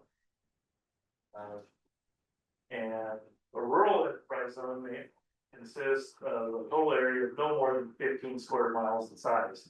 Now, that doesn't mean we can only have one enterprise zone in the county. We can have multiple enterprise zones if they qualify to be established. So, we could have the Columbia River Enterprise Zone, and we could have like the Willow Creek Enterprise Zone in South County if we wanted to qualify. So you can have more than one. But each rural zone can only be up to 15 square miles. How does that work with the Columbia River Enterprise Zone? Covers this whole county, It could be. doesn't it? Or not? No, it's only 15 square miles. Well, So it's just the area where. But there is I think we're like less than 15 miles. Okay. 12 or 12 and a half currently, so we have room to grow and expand. And we did expand to Lexington for Kent Mueller. But the IGA that established the enterprise zone can talk about, and this is a discussion or a question that came out earlier outside of the meeting, but can have area of influence is different than enterprise zone designated area, correct? Area of influence is just an agreement with the partners in the IGA that should develop there would be under their purview or a voting right. I think, is that correct? That's not statutory. That's just something. That's just this. We just made that. All right. Little bit about urban zones can only be 12 square miles or less. I'm not gonna touch too much on that. Okay, duties of the zone sponsor, appoint a local zone manager. On appointment of local zone manager, the sponsor shall provide written notice to Business Oregon, the county assessor, and the Department of Revenue on who the zone manager is. The sponsors provide and assist all authorized qualified business firms in using enhanced local public services, local incentives, local regulatory flexibility, and this is right out of statute. Review and approve, deny applications, assist the county assessor in administering the exemption. This is all the stuff the sponsors really need to do. You maintain, implement, update a marketing plan for the enterprise zone, and manage the enterprise zone. I mean, the zone manager works for the sponsors. I think those zone sponsors should pass the press board meeting call. I think we have a job application out there, posting, so maybe we should be revisiting. It's been taken down, it's past the 30 days. All right, and more duties of the zone sponsor, identify property available for sale or lease to eligible businesses. you know, just basically promote the zone and try to encourage development. So if more than one city, I don't want to make it shallow, more than one city, county, or port sponsors an enterprise zone, the jurisdiction shall have jointly performing the duties, yeah, okay, yep. Which is what happens, that's why we have the board, everybody has equal votes, right? Okay, duties of the county assessor to assist the sponsor and the local zone manager, review and approve, deny applications, and process claims for the exemptions. Take any necessary action for disqualification, then I have to submit a report. I have to submit 2 reports to the Department of Revenue and the Business Oregon. I have to submit 1 report for standard exemption, and that's due July 1st. I have to submit a different report for all of the long-term rural exemptions, which is due today. I haven't done it yet. It's due sometime in December. I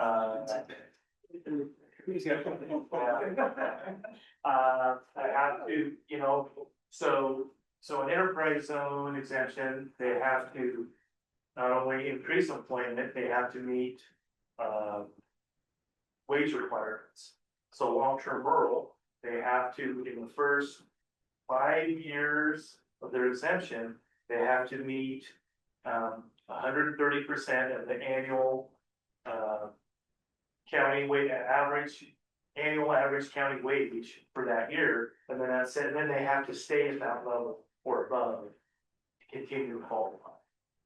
And do you monitor that? Pardon? Do you monitor? I have to get statutorily, I monitor that. So they submit their claim form, or call them a claim form to me by April 1st of each year. They state their number of employees. I have no way to police it. I just have to, and they state their wage. And if their numbers are, if they meet the requirements, then the exemptions go. I do believe that Business Oregon does police that. I think they have privileges to get Oregon employment information to verify that, but I'm not required to do it. So I have to put that information on those reports that I give to the Department of Revenue and the Business Oregon, and that's what they use to verify. I've never had any issues in Morrow County with somebody not meeting those requirements, but I know other counties have. And had to disqualify because they didn't have enough employees or they didn't meet the wage requirements.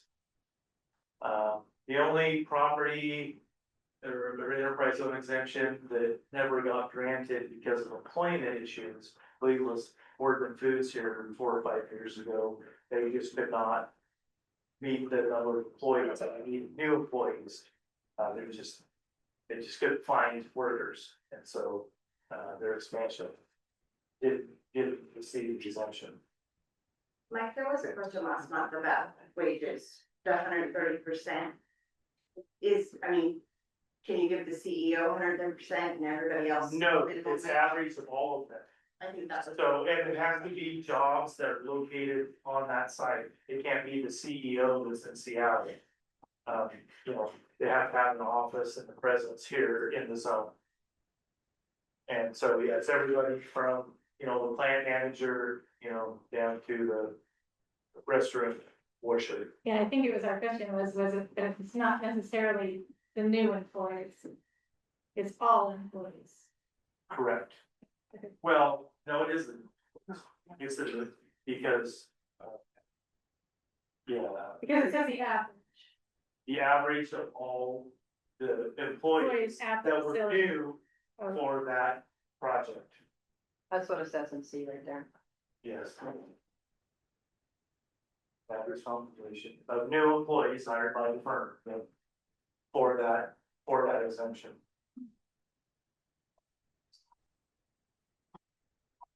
Oh yeah, I have to report the total investment of the property, current number of employees, and then all this other stuff that they request. which is sometimes just can be overwhelming.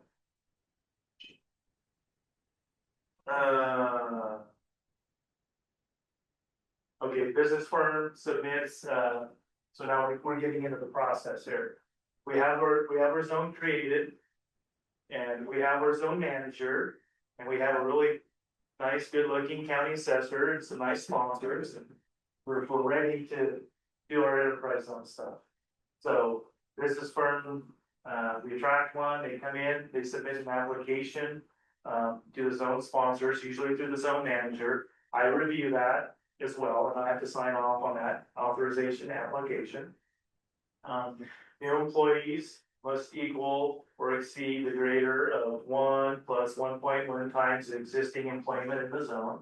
But this requirement can be waived by the zone sponsors. Just out of curiosity, historically, has it been waived? We, once or twice, I think we, Lamb Weston was doing a little water project. Lamb had a hard time with that. Yeah, and they just weren't gonna meet it because they're already such a large employer, so we waived it, and it was just a 3-year exemption. And then I thought we did it for Boardman Foods on one of their expansions. But I could be wrong. All right, the application is either approved or denied by the zone sponsors and the county assessor.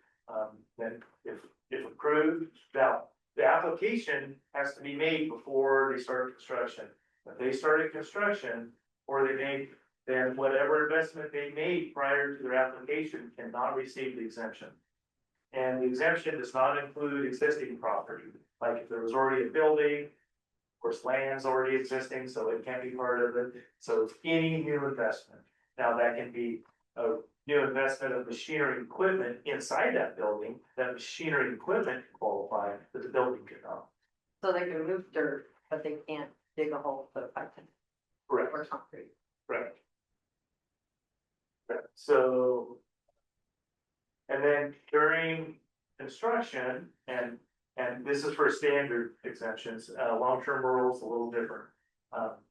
They can apply for, what they call a CIP, construction and process exemptions, so they don't have to pay taxes on their construction investment. And then, once the facility is operational, it starts its exemption, the tax year after the calendar year, the plant is operational. And Mike, that construction in progress is only for 2 years. Yes, it's only for 2 years, and didn't we have someone go into a 3rd year and have to pay taxes? I can't remember, maybe, was that Yellow Book? Yeah, I think No, utility properties. or export, like. No. Okay, so again, the business firm must file annually with the county assessor, and claim of exemption and a property schedule, so I have to know how much they invested, because I have to report that back to the Department of Revenue and, business authority. And they can file an exemption claim for new property in each of the 3 years of their exemption, so kind of like how Morrow County Green Growers had that little bit of value left. They filed, they installed some investment in year 3 of their exemption, so it's or year 2, I guess, that's why there's that little bit of value left. Like I said, must be newly installed property, existing property does not qualify. Yeah, this is going on into the extended abatement, which I talked about earlier, probably got a little ahead of myself. Yep, so this is the wage requirement must be the greater, equal to or greater than 130% of the published average county wage of that year. So Business Oregon sends me that annually with that average annual wages for Morrow County each year. And for several years, Morrow County has been in the top 5 of the state. This percentage, 130%, was 150% until about 2017 or 18. We were gonna lose it. Yeah. Oh, school support fee. So the 2023 legislature says, we're tired of paying for all those kids, let's have someone else pay for them, right? Okay. So The fee shall be either 22.5% or a whole percentage without any decimal in the range of 15 to 30%. Don't you love legislators and how they concoct stuff up? So, it may not change until the, enterprise zone is again redesignated. Difference between the SIP and the enterprise zone right there. Well, there's a lot more differences. You know, there are. So I will elaborate on this. If and regarding disqualification, if they comply with the statutory requirements, or if they close or reduce operations, you know, if they're a widget factory and they quit making widgets, they're just doing whatever, that could be a disqualification event. And if I disqualify them, and then I don't necessarily, it's kind of an odd deal. I calculate what the taxes would have been for that year and send them a bill and hopefully they pay. And I've had to do that a couple of times, not for a whole property, but for components. Another challenge with the standard enterprise zone exemption is once you install that property, you cannot remove it or it will get disqualified. You can only remove it if it's damaged or destroyed. You can't just replace it, you know, you have a new machine in there but the company made a bigger and better one, so you yank the first one out and install the second one. You have to pay the back taxes on the first one. That's not a requirement of long-term rural. All right, long-term rural, 7 to 15-year exemption, kind of the same application process, has to be before construction. The application will have to detail the property type, their investment, amount, and what they're planning on for new employees. Must have an agreement with his own sponsors. The agreement can have a negotiated road tax amount. And then with long-term rural, they don't have to file for any construction application. It's automatically exempt because there's conflicting language in the statute. So the Department of Revenue and Department of Justice included that they're just automatically exempt. And that was because of me and Amazon. They kept filing these exemption applications, or excuse me, construction applications for their long-term rural enterprise zone exempt properties, and I kept denying them, and they were getting mad.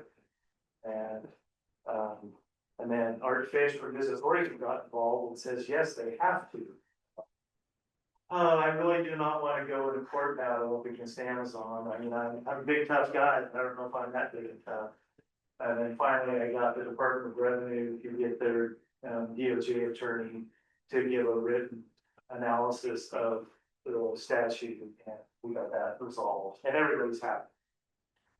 Okay, once we have an agreement with the company, the governing body or the sponsors must adopt a resolution approving the exemption. So that's when there's a negotiation. That's after we've got a good agreement, then each governing body from the enterprise zone board has to ratify that, you know, in their own governments. And that's when the negotiation would happen between the business and the. It's after. That's after. That's after we have the negotiations and we have an agreement. And then you go back to this board, like if we had you to have one today, you would say, yes, we want this, and then it would be ratified. And the county commission would do the same. All right, for long-term rural, there's a minimum requirement of 35 new employees. So a standard, it was the 1 plus 1.1% or whatever. Long-term rural, you have to have at least 35. And there's 130% average county wage in the first 5 years. And again, like the standard and the SIP, the exemption starts the tax year after the calendar year that the place becomes operational. Property can be claimed for exemption in any year. So in year one, they claim property and it starts starts 15 years. In year two, they claim property. That year two property does not get 15 years. It only gets 14. So if they install property in year 14, it would only get 1 year of exemption.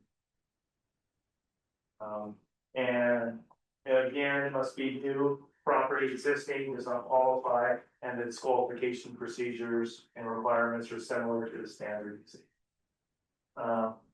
So I know this is small, but this is kind of a comparison of enterprise zone versus SIP. The top ones,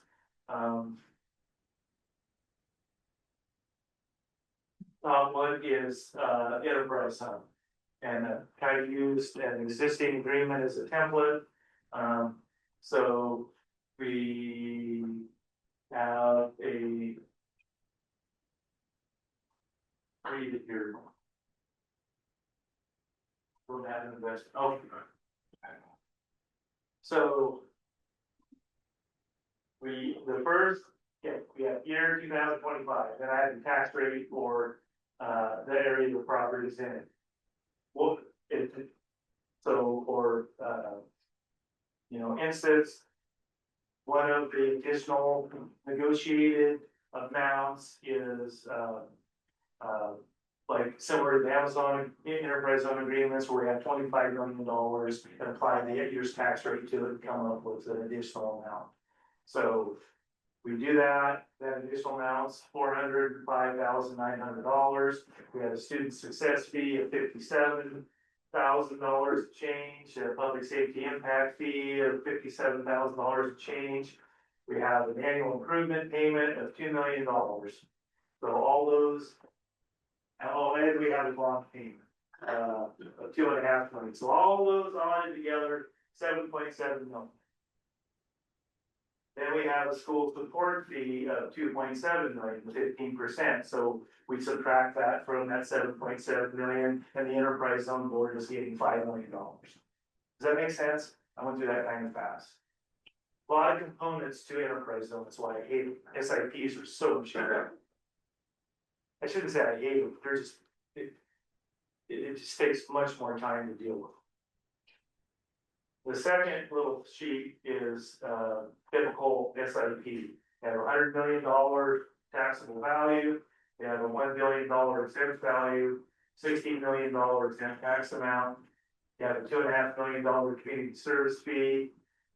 Their additional payments $850,000. Their new bond amount is $2.3 million.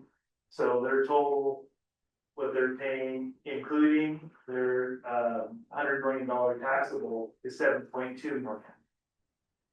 So it was a little less than the total $7.7 million of the enterprise zone agreement, but $2.7 million of the enterprise zone agreement goes out of the county.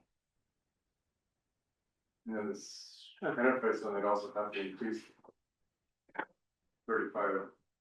Right. So now I don't have this on the slide, but we're going to talk about the other key differences of SIP and enterprise zone. So employment requirements. 35 employees. That's a lot of employees,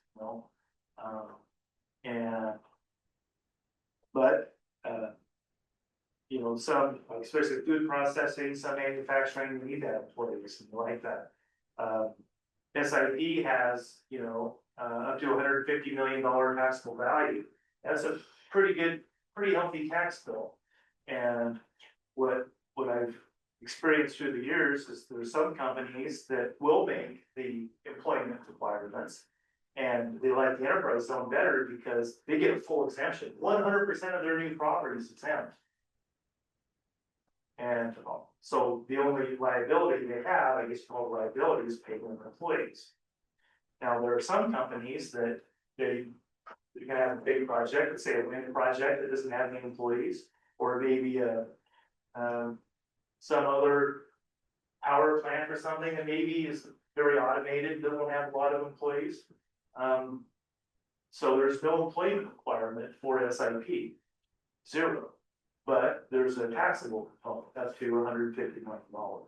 So it's, gonna be up to the company on what, there's some companies that, they're blowing their wad, they're spending all their money on building this project, and they want it to be 100% exempt, because they can't afford, a huge tax liability for 3 or 4 years. They need those workers working, making widgets, and so they can sell the widgets and pay their employees. So, yeah, I have a hard time trying to steer a company one way or the other, because I hate to set them up to fail. That was gonna be one of my questions, was when it comes into Distance, Oregon, someone comes there and it's confidential, and how do they steer them in a direction? Do they give them equal opportunity, say, here's what you need to qualify for this, here's what you need to qualify that, or is it steered in? I would like to believe that's how it goes, Kelly. I don't know for sure, because I've never, ever been a part of those conversations. But Business Oregon has had some turnover, and, they have some new people in there, and our set of associations trying to get more information out of them, in that regard. Just not necessarily to try to steer you in one way or the other, just trying to know the process of what they're doing, because it is pretty closed door and hush hush. So I can't answer that. I would like to think that they just, hey, these are the programs.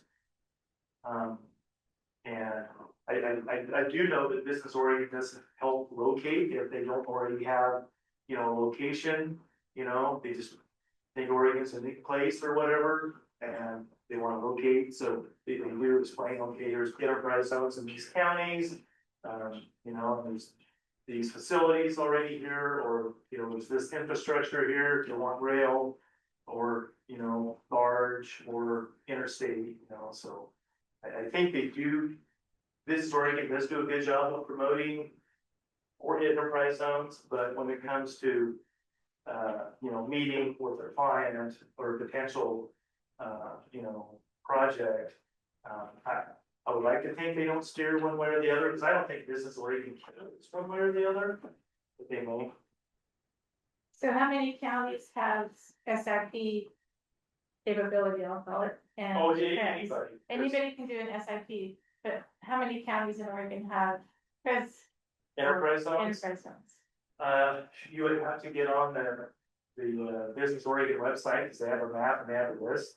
I think most counties do, some counties have several zones. It's quite a few. When they first started, they limited across the state how many that they would approve in a year, or in a 15-year period, or 20-year. And they opened that up, so I So don't we'd be think, in more competition with the SIP or another county that's per se, than they would be a enterprise zone. Well, and we're always in competition with other counties, and other states. Absolutely. but the program guidelines are the same. in Yes, Oregon, no matter yes, what. statewide, the program is, absolutely. Enterprise zones could be different though. Requirements for them to, No, for the basic. everything's statutory. I mean, negotiated additional payments is the only, it's the only thing that's different. Yeah, and we've witnessed that, right, with our neighbors to the east. And, they weren't as necessarily as robust negotiators as they could have been. We shared our agreements with them. Yeah. So why is this important to us? Why are we listening to this today? Because we have legislation that makes courts part of the civic process in Morrow County. And I can't speak anywhere else, but all of the Port of Morrow qualifies in Morrow County. So we have to come to an agreement, we don't have to, we should come to an agreement with the county court on Board of Commissioners on how we proceed. We don't want to look like somebody approaches the county for a SIP and we don't have our ducks in a row, we don't understand we don't want to fight making an agreement between the Board of the county. So we need to, that's why we need to come together, we need to learn this. It's gonna be, we're not gonna go into in-depth discussion this month, we will next month though, so it'll be a test. See how you remember, when we start talking about all these different things, okay? And if I may interject a little bit, so, an SIP can be, you know, if it's in the county, it's the county and the port. If it's inside the city jurisdiction, they negotiate with the city, and the county has always had to sign off on the city's SIP agreement. So it's very similar now with the port being involved. It's kind of this exact same scenario. And I'm not aware of any agreement that the county's ever had with any of the cities. So I'm just throwing that out there. So is this example our most recent enterprise zone? So I think what you need to look at is the total payments coming back to the county in both of these scenarios. Because in the top one, 2.7 million. 2.7 million goes to state. And I think businesses are starting to notice that. Is it? Could this agreement be done on Fred's property? What's that? Could it be a SIP agreement anywhere in the county? No, it's, Yeah, but the credit has to be in a zone, in Yes. the designated zone. yep. Yes. And somebody could apply for a enterprise zone exemption. But before they get done construction, that's currently not in the zone, but we'd have to do a boundary adjustment before they become operational. Right. So they can kind of get ahead of the zone if they need to, as long as the sponsors are willing to do that, so, which we've done. And the enterprise zone has a distance and a square footage requirement. We have increased property, we have taken property out. If we knew it was something that was never going to be developed, or it was a long time down the road, we removed it to have something else in. And SIP doesn't have that requirement, but we now can go apply. We could do a separate enterprise zone out at the Army Depot. Yep. No, but, no, just looking at this, SIP is potentially better for the county. Isn't it? SIP agreement? Anyway. Well, it's better well, it depends on what you mean by better. Yeah. I mean, That was right. there are components that are better for everybody. There's taxable components, so all affected districts, their taxable value goes up at least 40 million, depending on the level of investment. There's a community service fee that goes back to those affected districts. That's a plus. And then you can negotiate an additional amount to be, you know, to fund the county or the city or the port or all of the above. Okay. And right now that 15% doesn't leave on a SIP. So, but with the enterprise zone, you get 35 new employees or more, and that's 35 more people buying houses and buying gas and eating at the grocery store and having their kids in school and such. So, I mean, it depends, you know, your point of view. In the end, it's really the business decision. Absolutely, absolutely. That's my, and I'm firm believer in it. Like I said, you know, there's companies that, I need to go, I'm gonna have the employee requirements met. I really don't want that $100 million tax liability for 15 years. I want to be totally exempt. And then there's other companies that say, I'm only gonna have 3 employees. I got the cash to pay the tax bill, I want the rest of the property exempt. So on the business side of things, if the business looked at it, they're fairly comparable, 72 Absolutely. to 77. It's only what the county gets different. So I guess it would come down to, like you said, the employees but their liability is pretty much the same. On another component we've Almost used identical. in negotiating, at least the county with SIPs, is impacts. You know? So like with wind projects, there's some impacts during construction, and we usually get some county roads paved and widened and you know, improved. And then once construction's gone, you know, there's not a lot of trucks coming in and out bringing wind, you know, because the wind's just there, you know, they're not creating, you know, tearing up the roads or doing anything. There's not a lot of, you know, impact on emergency services. Not a lot of impact on, you know, other districts. So, you know, there's not a lot of impacts where some You know, there may be a lot of impacts, that there's trucks coming in, bringing raw materials, and trucks going out, bringing finished products, and, you know, and so, you know, there's other things to look at too, you know, the type of property, type of business, type of project you're doing, what the impacts potentially could be. So, you know, when we're negotiating, we need to look at the big picture. And you can negotiate them to be very, very similar too. Yeah, absolutely. I'm just thinking that's it. The only thing you can't do is get rid of that 15% that leaves the county. Yeah.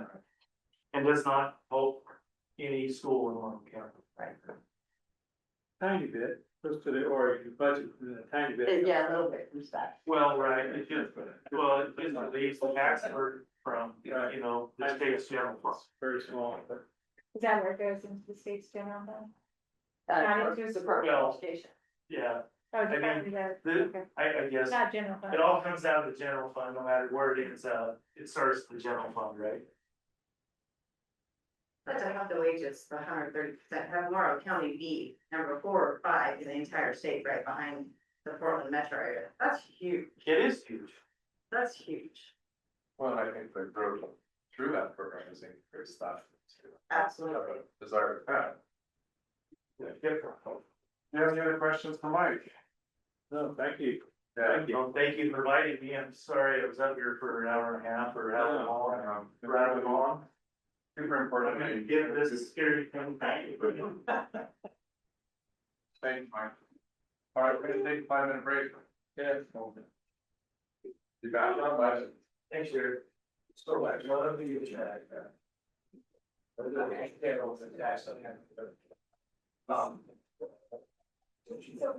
That hurts. That hurts. Just try to look. All commissioners present. And next, 5:36. we're gonna go to the next agenda item, which is Commissioner NDA. And, kind of left this with seeking more information last month. So I don't know if Sam has more information on this for clarification or not. Honestly, I can't remember. You guys don't remember? I didn't get anything written. I asked and I haven't received anything back from. Okay. Yeah. Yeah. All right, this might not be, we might not have any new information yet. We'll take it up next month, if I means with everybody's approval. Yes. Any other old business? And real estate transactions. Yeah. Or What's it? oh, maybe that's the one. Oh, I'm sorry, I'm looking at one that was the last week, not this week, sorry about that. Real estate transactions, please. We will finally be closing on the property east of Internet Way, the 61.7 acres with AWS. Okay, So we got approval from commission back in August of 2024 to negotiate and execute. I gave you guys an update on terms in March. And I guess if you guys need more update on the actual terms, we can talk a little bit about it in executive session since it hasn't closed yet. We started with 140 acres and we ended up with 60. and our motion to sell included that acreage of 140. I think we said approximately, yeah. Yeah, but I gave you guys an update in March. Downsize. So we do another motion though to, if we know exactly how much it is, 61 acres. We certainly can. That'd be acceptable to the commission now that we know, because it was rather vague before, or is this how? Is that the only thing that changed? Are we still, is it, The, so I should, I don't know if I'm gonna have to ask, is it price per acre or was it a negotiated price? the terms actually got a little bit better. Okay. So, and so we can't talk about, I don't know if I can talk about the terms. If Here's you would what- like, we can go to executive session and talk and come back out for a motion at the end, Yeah, if you'd like to wait. It sounds like there's information that's requested there, from the commissioner, so Okay. do that, we'll go from this topic, we'll leave it back to that for good, so. okay. All right, thank you.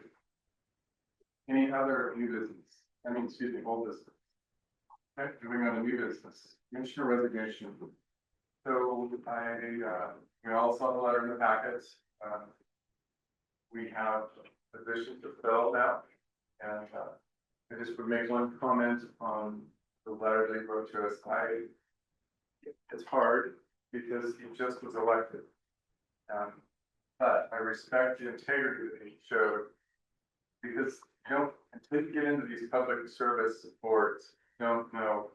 Sometimes you should maybe, but not always know entanglements that come with them. And you discovered that and we talked to a couple of us, or maybe all of us on the board, I'm not sure. But he came to the conclusion that it's best for his family, his business, integrity of the board commission, that he stepped down, and I have to respect that, so just personal comment on that. I would like to discuss though, our past procedure for doing that. That's perfect. Oh. Maybe more than. And then going forward, I did ask Sam, is there anything in statute about the time frame of service? Resignation, is it complicated replacement? I didn't know, but I asked him, and there is not, so it's the same procedure that we had last time. Which means we vote, we're even numbered again, so we, may have already, we may not, I don't know. If we don't make a decision, then it goes to the county court, or to the board of commissioners. So, I want to question for you, John, is do we need to make a motion to accept the resignation?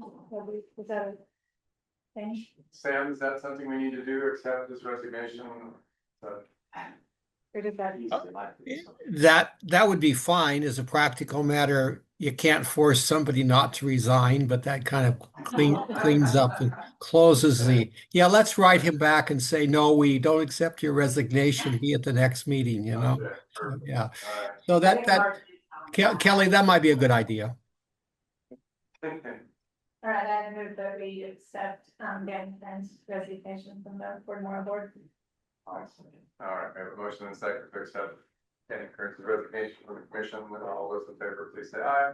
Aye.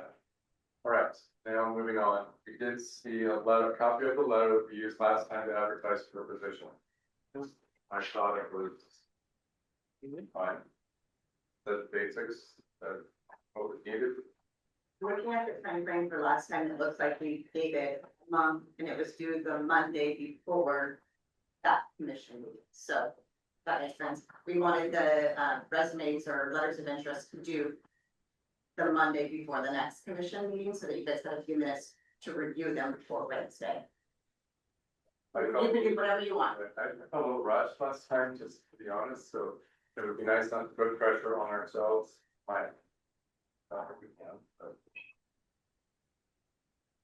Can I recommend that you have them do sometime in late January to address at our face?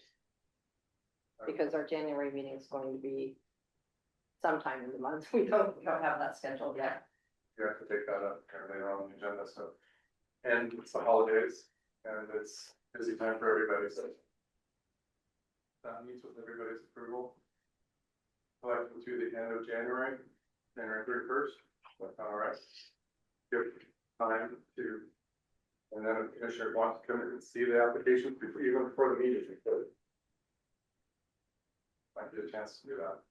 So would it be your intention to, at our meeting after 31st of January, select a commissioner or go through a process to interview and select a commissioner? Whatever the wishes of the commission is. Last time we did interviews, right? So that's up for discussion right now, right? I think we should follow that same process. I like having to hear from each of the interested parties and see what they're gonna contribute to the organization and be able to make a decision based on rather than just reading others.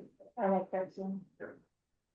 Okay, meets with everyone's approval, we'll collect applications through January 31st, and then we'll go from there to interview, with the intent to interview, possibly select the February meeting.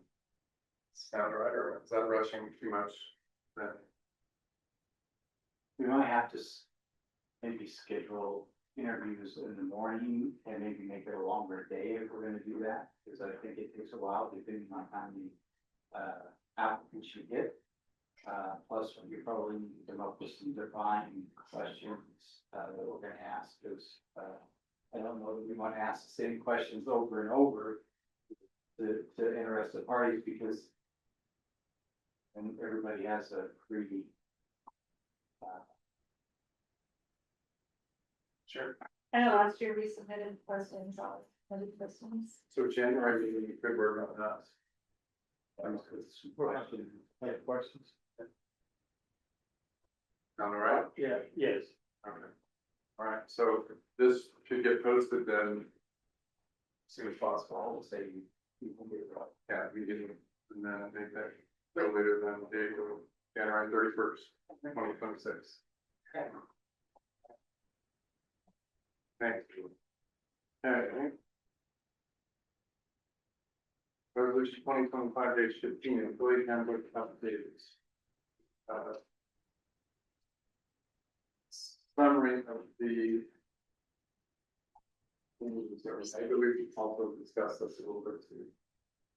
Is the wishes of the commission.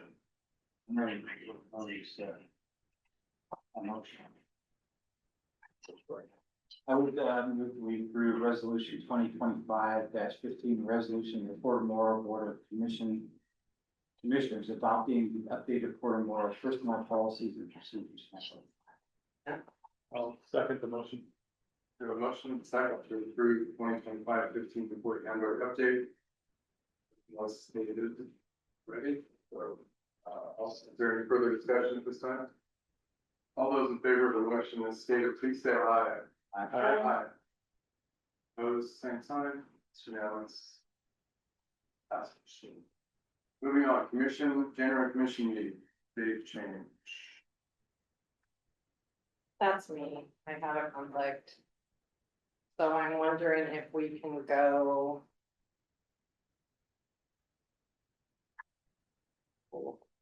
Normally be the 14th, right? Mhm. She was hoping the week before. Yes, can we go the week before, like on the 6th? January? Okay, my question about the 6th is getting the packet out with New Year's being the Thursday before. Financials are always hard, ready to month. Oh, I'm not even talking financials. I'm happy to say they can't come, but everything else, I don't know how she do that, especially if we elect to not have the staff on the 2nd.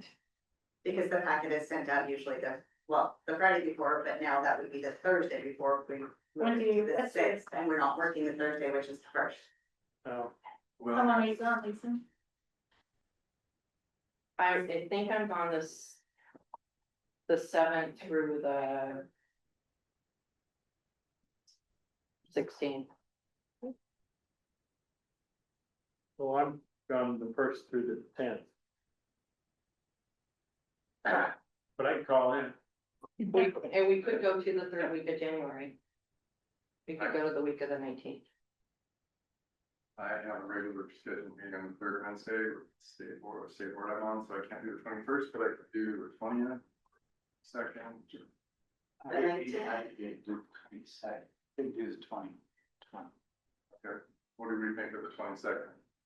I'm just being callous, so I can. So 22nd should work, yes. Lisa? Yes. January. Okay, let's make it the 22nd, then 1:30. Okay. Thank you. Okay, moving on, City of Oregon, Pres 3 area of influence update request.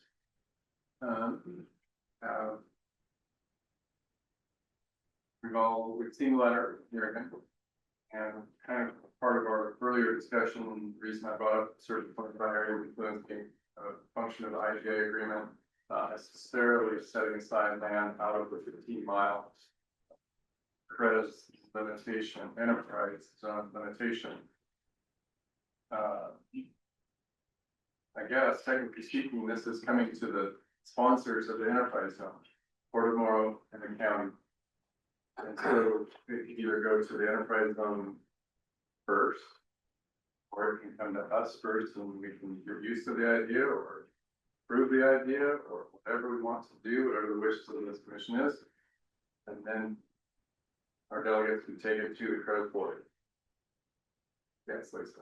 My suggestion is we take it to the enterprise zone board to make that decision, but you could certainly make a motion saying that you're supportive of the request. Okay. If And we don't approve it, this board does not approve the final decision of course. Enterprise zone board does. So do you have, what we talked about the map earlier, you have the map? This is press 3. CBA. So I mean, this is something we've talked about for several years. Certainly, yes, I think we're saying we support this happening, but when it does, Well, or when the property does change hands. sure. What we could do is, though, because it's not designating specific property for the enterprise zone, so we could still say that we support the IGA agreement amendment that would allow area of influence to be the CDA 4 area. Okay. And then when a project comes along, after the property changes hands, then we would be able to designate, well, designate specific property to be included in the enterprise zone. Okay. So, I'd make that motion to accept the area of influence, and a supportive letter to the Press 3 board to approve that area of influence, to include the CBA for Oregon. I'll second. All right, I have a motion and a second to extend or add the enterprise or the CDA property to Oregon's area of influence on the IGA, Press 3 IGA. Is there any further questions or discussion? maybe further discussion, so. And I'm trying to remember when we first did the areas of influence, they were a specific amount of property associated with those. Is that how that map is? I can't remember how that was defined. Is that a specific area? So if that's the case, do we need to grow the others areas to match? I think they were supposed to, the whole idea was to make it equitable for. That's exactly the way that it was, and I'm afraid that we're gonna come up against our maximums on our 15 square miles. But this is just. This is just the area of influence. So, Well, I know, I guess I'm not sure if we might not have to apply for another enterprise zone for that property. How much grounds, what's the total area of the CDA property out there? 900. Well, we have about 2,000 acres of industrial property, and right now the property that's zoned DMU is 640. How does that relate to miles? Hey, I'm not good at that. Not good at that. but Why not? to me, I think it was. I do too. I agree. I think at some point we may have to modify those boundaries for the enterprise zone.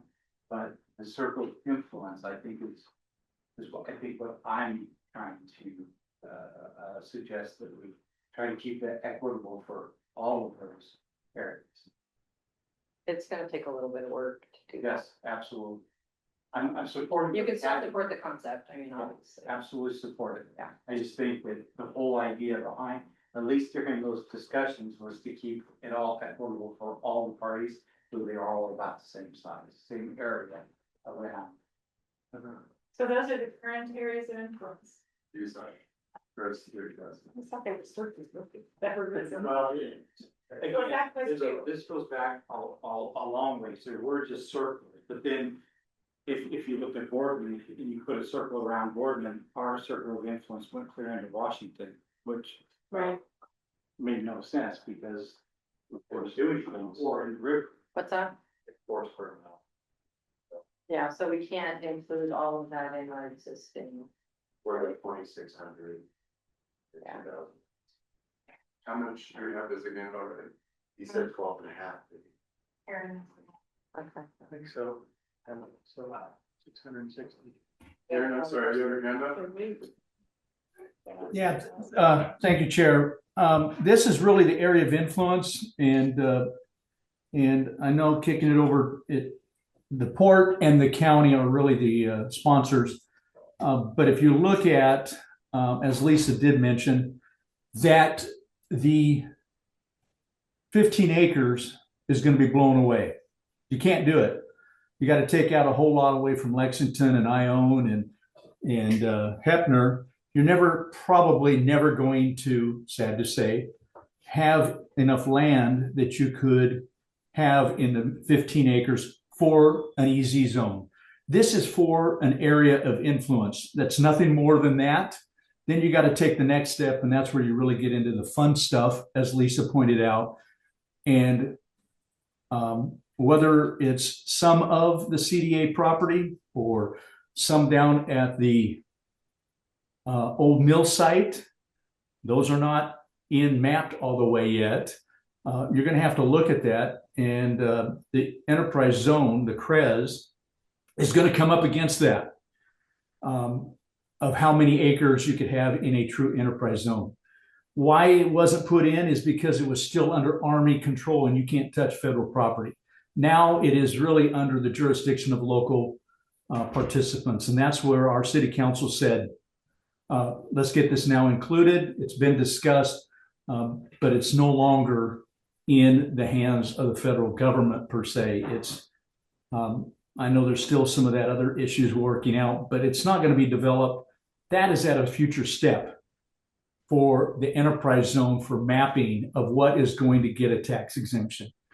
That's going to be a far reach for anybody when you only have maximum, according to Business Oregon, 15 acres. Do the math.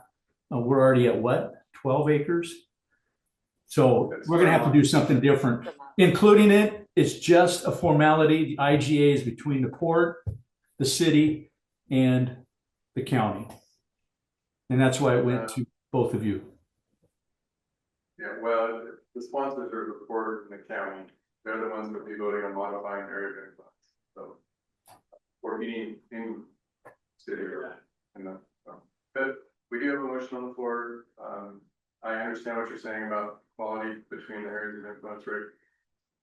Maybe you could, I don't know if you would trust your delegate to the enterprise zone. We vote on them next month, so I can't say like me, but I would defend the idea that they remain equal throughout the county. I'm fine with that.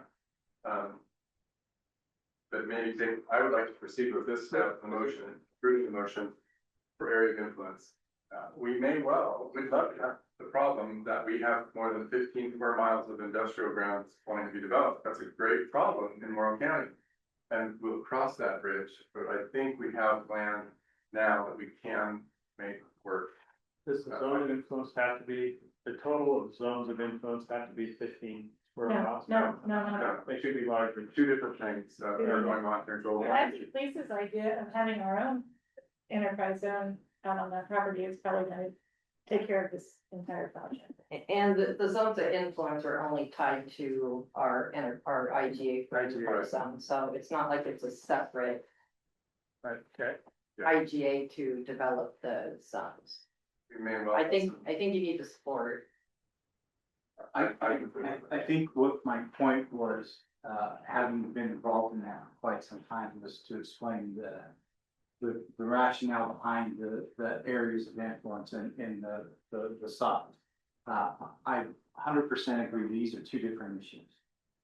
So yes, I would support as long as the representatives understand it was supposed. The idea was to make it equitable to all of that county. So. Any further discussion? Okay, all those in favor of the motion, stated, please say aye. Aye. It's unanimous. Okay, thank you. Moving on. Any other old business? Staff reports. Projects update. Well, I guess I'll start and I'll turn it over to Jacob. Flood mitigation in Hefner. They moved about 90,000 yards out of 145,000. They are having to slow down now due to how wet it is up there.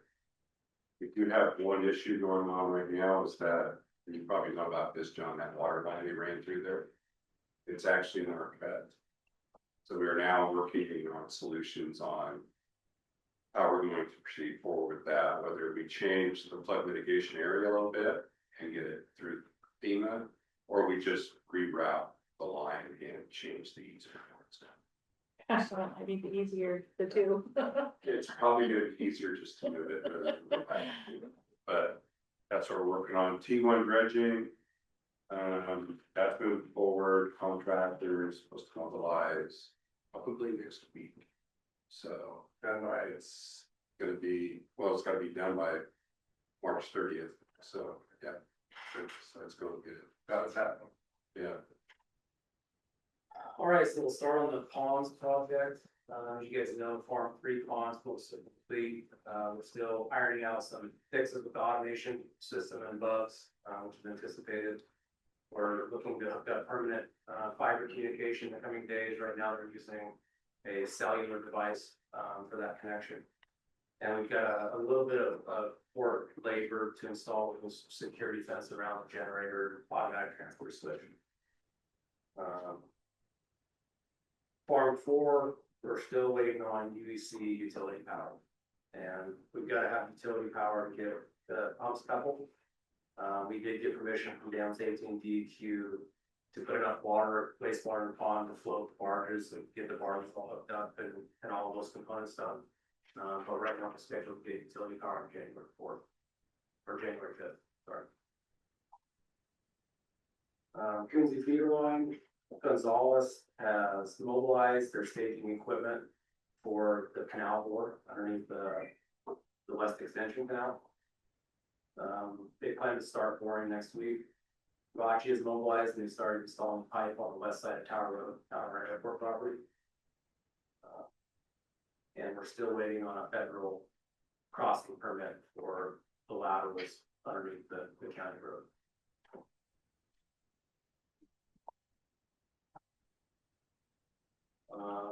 Surface water treatment plants at East Beach, the slab pours are complete, and we're getting pretty excited. The buildings starting to be erected.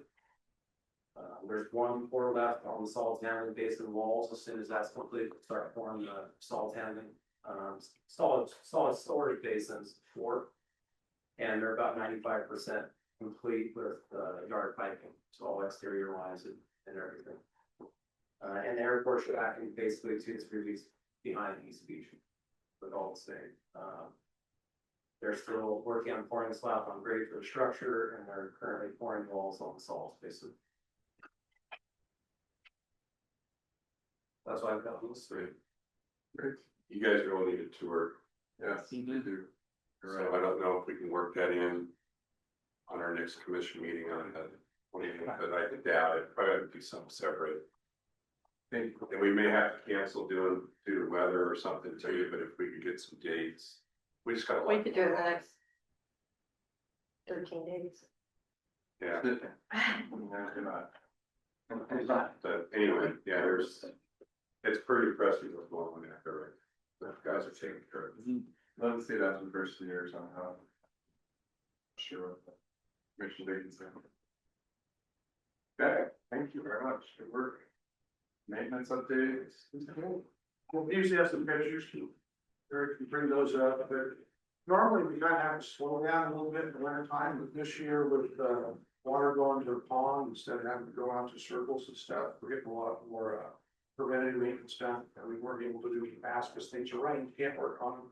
So crews are real busy with that. Of course, we gained Farm 6, we have a lot of some automated valves to put out there in the system, so if the circle stops, it shuts the water off to it, so that the system will spot run, which it doesn't currently now, so. Busy with that, so. Guess we take a look at our flood mitigation.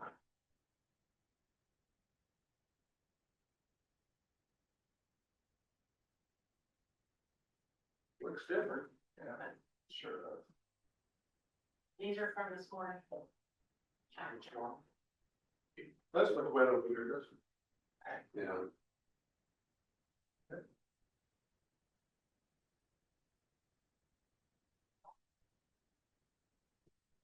All right. Oh,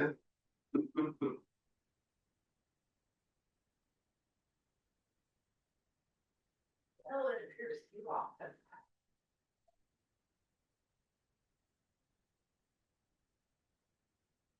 Yes, it wasn't. I put it in my glove. Of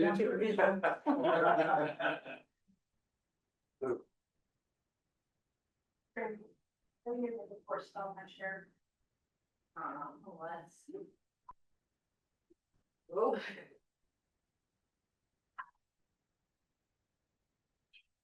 Yeah. Oh.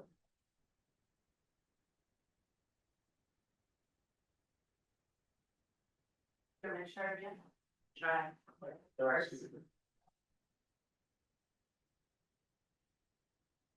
Was it moving on your end? No, I couldn't click anything after we stopped sharing. I got it back then. Okay, I guess.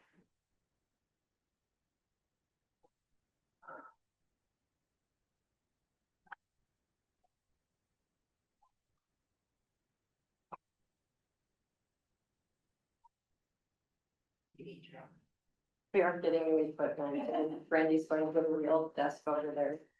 Cause they run down. You don't want Yeah. Okay. I have little TV, right? Okay, yeah, there, okay. Down at East Beach, we had to replace, we had one of the freshwater wells failed down there. It's crews for replacing that, started setting the electrical in the building, yesterday. So, That's a pump that failed, or the water still there, or, I mean, is the water still there? the well failed? Well, yeah, well, there. So, basically, the motor faulted out. We just replaced the whole thing. It's a sump, so the well boards all the way at the bottom of the pump, so. So you could keep that pump and replace the motor, but usually they fail them at the same time, so if they're gonna pull it, not going. That you do. This is over at the Magox building. That's gonna be for pre-treatment for the digester. Our crews have been working on that. This is over at the south lift, so this is getting everything ready to prepare for the vault. That's no, where was this at? No, wrong spot. This is over at Lamb West and West, so Thanksgiving Day, Saturday, I was actually in Montana, I got a call about 7:30, we had a line blow up, made phone calls, had about 7 people from our crews come in on the Saturday, the holiday, and we had Lamb West and back up and running about 3 o'clock in the afternoon. Replaced 2 sections of pipe, so kudos to the crew. I was lucky enough that there was not people around, but actually I had more people than I needed. We ended up having a few people go home, but we start calling, see who you can get to help, and we don't know how bad it is, so I was real happy with the crew that showed up. We plan to completely replace this line in February. They're down for 15 days. On this line, we have Yeah, she's for this. past 4 years, we've had, I don't know, at least 10 repairs on the line. It's been hammered a lot, those cracks, and in the past, we would just get splits and small leaks where they put repair bands on. The last 2, we've actually had full sticks of pipe, full neck blow up. Yeah, so makes a big mess.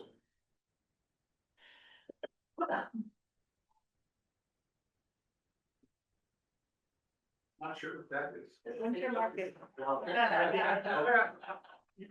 Roots are staying hard,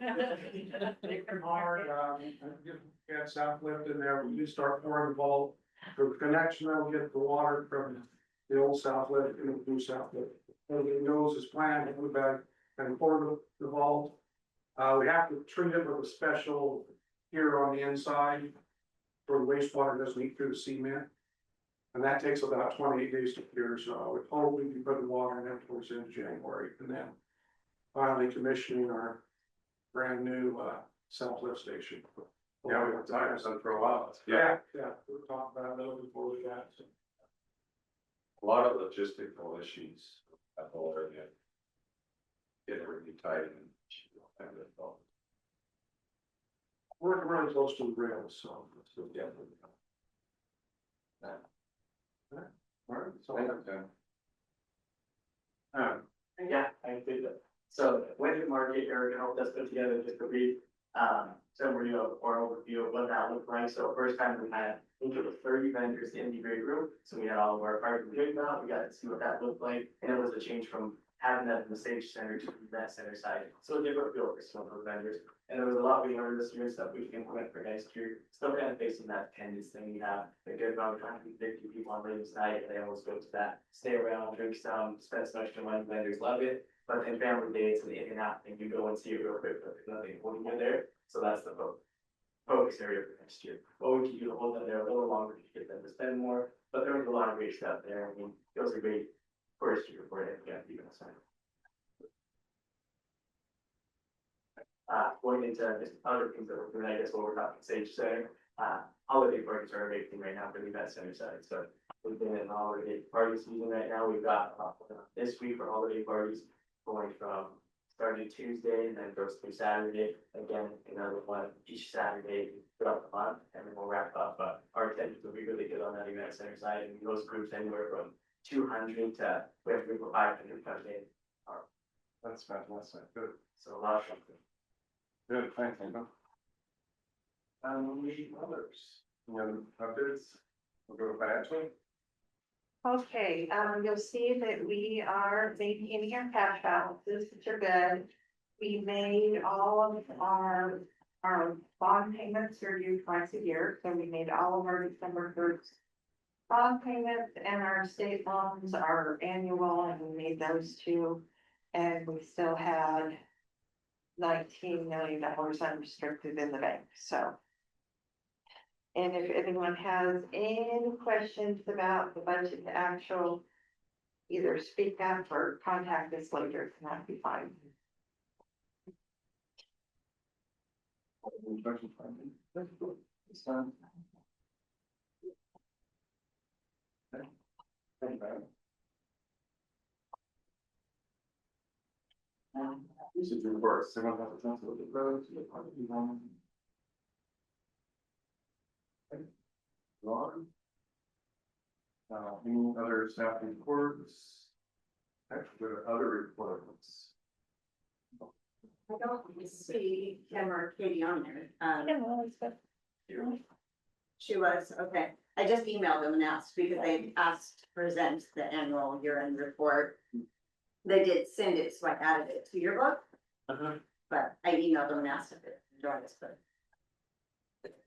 maybe they had somewhere else to go, so cross off. BCDA. I think it's not big. So we are closing out the year. It's exciting. It's been a great year.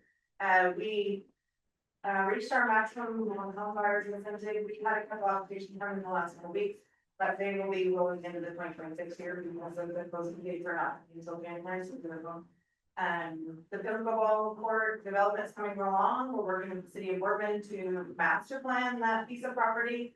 That piece of property is also the highway heavy corridor for you guys. So it's kind of a mixed use of property. So we're kind of like looking how we can utilize every square corner of that to really maximize our parking areas for the pickleball court. So with the partnership with Board, City of Boardman, we're working on doing that with Anderson Perry. And then we are probably going to break ground on our design and on our pickleball area for that in probably late spring. So we're excited about that. What do you mean by heavy high and wide goes through there with that Like it's like the heavy transformers coming off barge. Yeah. We'll take them down across railroad tracks, so we're not crossing there. So they go down Marine and go in through the park. Yeah. And across the railroad tracks. Okay. That's what a bit of work was. So. Okay. I have a ton of property there that multi-used. The city's sewer pump lift station. I mean, there's a little bit of everything on this piece of property. Well, we're gonna use a corner over kind of where the community garden was, kind of tucked over on the side out of the way, so that's gonna go.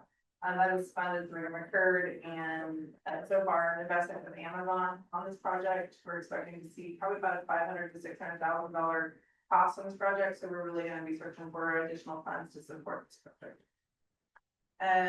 The incubator project is moving forward, and we are working with Anderson Perry and Architects West to start doing the design. We're working on getting a contract. This is a very convoluted project because of the federal funds had to go to a municipality, so that partnership has to go with the city of Boardman. So they're going to be overseeing our, payments so we'll pay the city will make the, as reporting to the federal funds for the use of those federal funds. So then at the end of that, then we're negotiating a contract, an agreement right now where we'll have ownership at the end of it. Along with the partnership of utilizing Anderson Perry Services to build the building as well. Due to, contractual work that the Anderson Perry does with the city, so it just kind of benefits us. The only bummer part is that this is federal funds, that makes it prevailing wages. That's the top part on that part.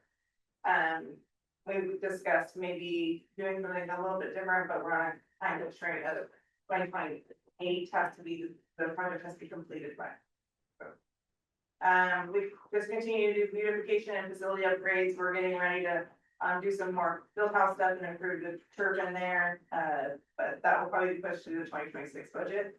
And then we just continue to just make Boardman a great place to live and expand services across, like anything that we do here in Boardman, and all of you know, is that everything we do here affects the county wide because it makes it a better place to live.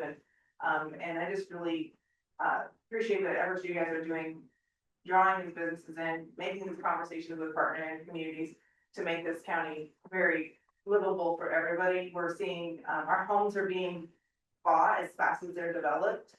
The city's working on getting some more housing too and trying to get around those incentives and the state federal funds. So we need more houses and building out here in rural area is really difficult, but and we'll be having a budget here pretty soon, and then I'll have my final report for transport for our funding. What's going on? I can go. Jerry, you want to talk about it? Well, I think they hooked up the high school. Yeah, The schools. septic tanks are going in by the end of next week, all the main line for the sewer will be laid in, and so. It'll just be down to hooking the rest of the residents, so if the water doesn't come too high. They might continue through the winter, and hopefully by April, the system will be. But it's functional and schools hooked up and part of the town is starting. So, real progress. You're ready to pay your bills officially, right? Yeah, Congratulations. yeah, thank One, I think after this was done, that they look, I go, we're looking to set up new construction and have ideas for new homes and. Right, yeah, we've got some projects, so Idaho is gonna give the city around $700,000 after the project is done to pay down their state debt.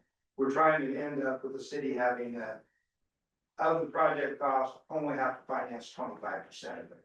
So, we're hoping to have made it so 3/4 of the project was paid for out of state, local, press dollars and otherwise, so, and then Idaho has money for trying to work on housing program and some other development. Incentive programs. Incentive programs, I think is gonna be the core of it, so, but yes, the GRES money and other funds, you talked about SIP. I own, when Shepherd's Flat went in, because there wasn't money for school. Ione was not part of it, our school district was in it, Ione City not. They gave ICA quite a bit of CRES money all these years, we're about to run out of that. But we've used those monies to support the septic system and other projects, so. These things matter at the end of the day. They really do, yeah, that was the inside of the business. Yeah, that's right. Yeah. So when doing this wastewater and all that, how many houses is that gonna bring back online that is currently not able to be used in Defiant? Well, so we estimated that about 20% of the properties in Ione that had houses on them were within. That we're not going to be able to get a new septic system if they fail. So we were in the danger of losing 20% of our residents. And we have 14 to 17 empty lots that could be developed, and then we do inside where we could expand the city, there is some additional real estate that could be hooked to the system. The system's way overbuilt, TEQ requirements, we will be able to expand if we can figure it out. So the core problem is going to be resolved, which was that 20% of those residences people weren't putting money into because they knew they were one day gonna have a zero value property, maybe a negative value property. Yeah, the county was gonna own 20% of my own. You know, so that problem, that's the first problem. So, Right, now that's a huge one. yeah, and then now we can start envisioning, wow, we could build a spec on Iowa. Yeah. And try to land a family. Yeah, that's the next thing on the list. Yeah. It's great. Redevelop those. Put other programs to the state. And that's what we need to talk about. How we do that. All right, thank you. John, I should probably let you know that the money, the federal money that the port was trying to get for IOM was declined, so we'll do it again. We will try again. The earmark money that they. Yes, they and maybe we'll get an update from Erie again about their project, or Jake, Aaron, somebody. Aaron, do you mind giving an update on your incubator project? Yes, it's going really well. They're getting their quotes, bids, or numbers from the steel building. We should have that approximately the end of January, and then they'll start simulating all their process. We're hoping that they break ground in June sometime. The positive thing on it is that this is really a shell, and staff at the port is aware of that. We're trying to look, and hopefully that we have enough CREZ dollars so that we can use the existing, which is Tappaney contractor, to go in and do the shell inside. I call it put the skin on, make it ready, because we have a couple vendors, confidential right now, that are looking at signing some leases to go into that new facility. So that's a positive. So we're moving forward. They're also looking at doing some things with the certified kitchen. And so it's very, very helpful. My goal is, or desire is, that they get moving and we get it built faster than Umatilla. Theirs is looking really nice though. It is, but I want to be ahead of them, but that's my opinion. Thanks, Aaron. Yes. Okay, any other reports? Okay. For the record, keep emailing back to us that they weren't able to stay on it. For the good of the order. Okay, upcoming events, December 12th is Fort Morrow Employee Athletic Party, January 14th, is the move, the first to the 22nd, I think. February 5th to the 8th is the SDAO annual conference in Seaside. And March 9th through the 12th is PNWA Mission of Washington. It got changed too. I got you. Okay. And way into April. Sorry about that. Okay, but it'll be a good time to think about if you're interested in going to Washington DC. I had a question on attending future events. I got an email up from the Northwest Leadership Seminar, and it's different than SDAO, but it's been going on for a long time, I guess. I've never been to one. Have any of you had experience with it? No. Okay, I might look into it. It's March 4th to the 6th. I'll get back to it, but I might like to attend, just. Yeah, I'll get more information. Okay. PNWA date is April 20 through the 23rd.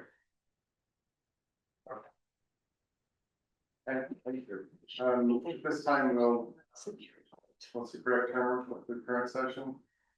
Recess? Recess. Recess the regular session. We'll go into executive session. So this time, I'll read that statement. The board will hold an executive session meeting for the permissible reasons stated below under the Article 92660. Representatives of the news media, designated staff, and other persons shall be allowed to attend the executive session. The public virtual Zoom meeting link will be paused during the executive session. As permissible executive session meetings are not subject to House Bill 2560. Representatives of the news media are specifically directed not to report on any of the deliberations during the executive session, except to state the general subject of the session as previously announced. No decision will be made in this executive session. At the end of the executive session, we'll return to the room, start the public virtual Zoom meeting link again, and open the regular session meeting. The reasons for the meeting. executive session. A, for the purpose of consideration of deliberations of the court's executive director and other staff members who have been designated by the court to negotiate real property transactions. ORS 1926602E. And also, for the purpose of consultation with counsel concerning the legal rights and duties of a public body with regard to current litigation or litigation likely to be filed. ORS 1926602H. Right, well, now we're going to executive session, please. Energy. All right, are we good to go on opening this? Absolutely. All right, we're opening the regular session of the Port of Dallas following the executive session at 5:53. Sounds like you could visit the January meeting if you could. Okay, yeah. I will not be able to make, I'm not having surgery that day. I remember. That's important. That's important. So, that also, and then I wouldn't be able to go, you know, for several days after that. Can you take this before? What day, what day? So- January 22nd. I was I thinking, was thinking there was something. At home. Yeah. Did we say the 21st was not doable? I think you did. I think you did. Yeah. And then I would, No, the 21st was John had a previous commitment. and that's great surgery for me. I Oh, just, 20th with you. may not work for me for that. What's the next day? The 19th is Martin Luther King Day, just in case somebody is curious. Is it a real holiday or? I'm not here. Who does that? I mean, who observes it? Is it federal? It is. Federal. Federal holiday. It's a federal holiday. unless it got taken away. Well, I don't know. So the next one is 23rd? What's that? So, Joel is. Joel can't. oh, still, yeah. When do you think you're gonna be available again? You know, actually, I'll just, is 21st available for everybody that Wednesday? I can do it, yeah. Well, I would be meeting with surgeons. I And could like, just. How long are you going to be laid up for, Joel? I mean, well, hopefully just a day or two, but. today, okay. How many hours? No. And who's not available on the 20th? I can. You.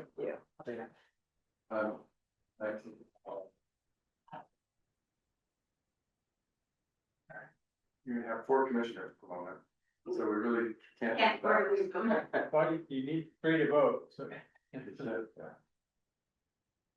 On the 20th, if we could do it like at 3, I could do it. But my whole day is booked that day, so. What's everybody think of the 20th, the 30th?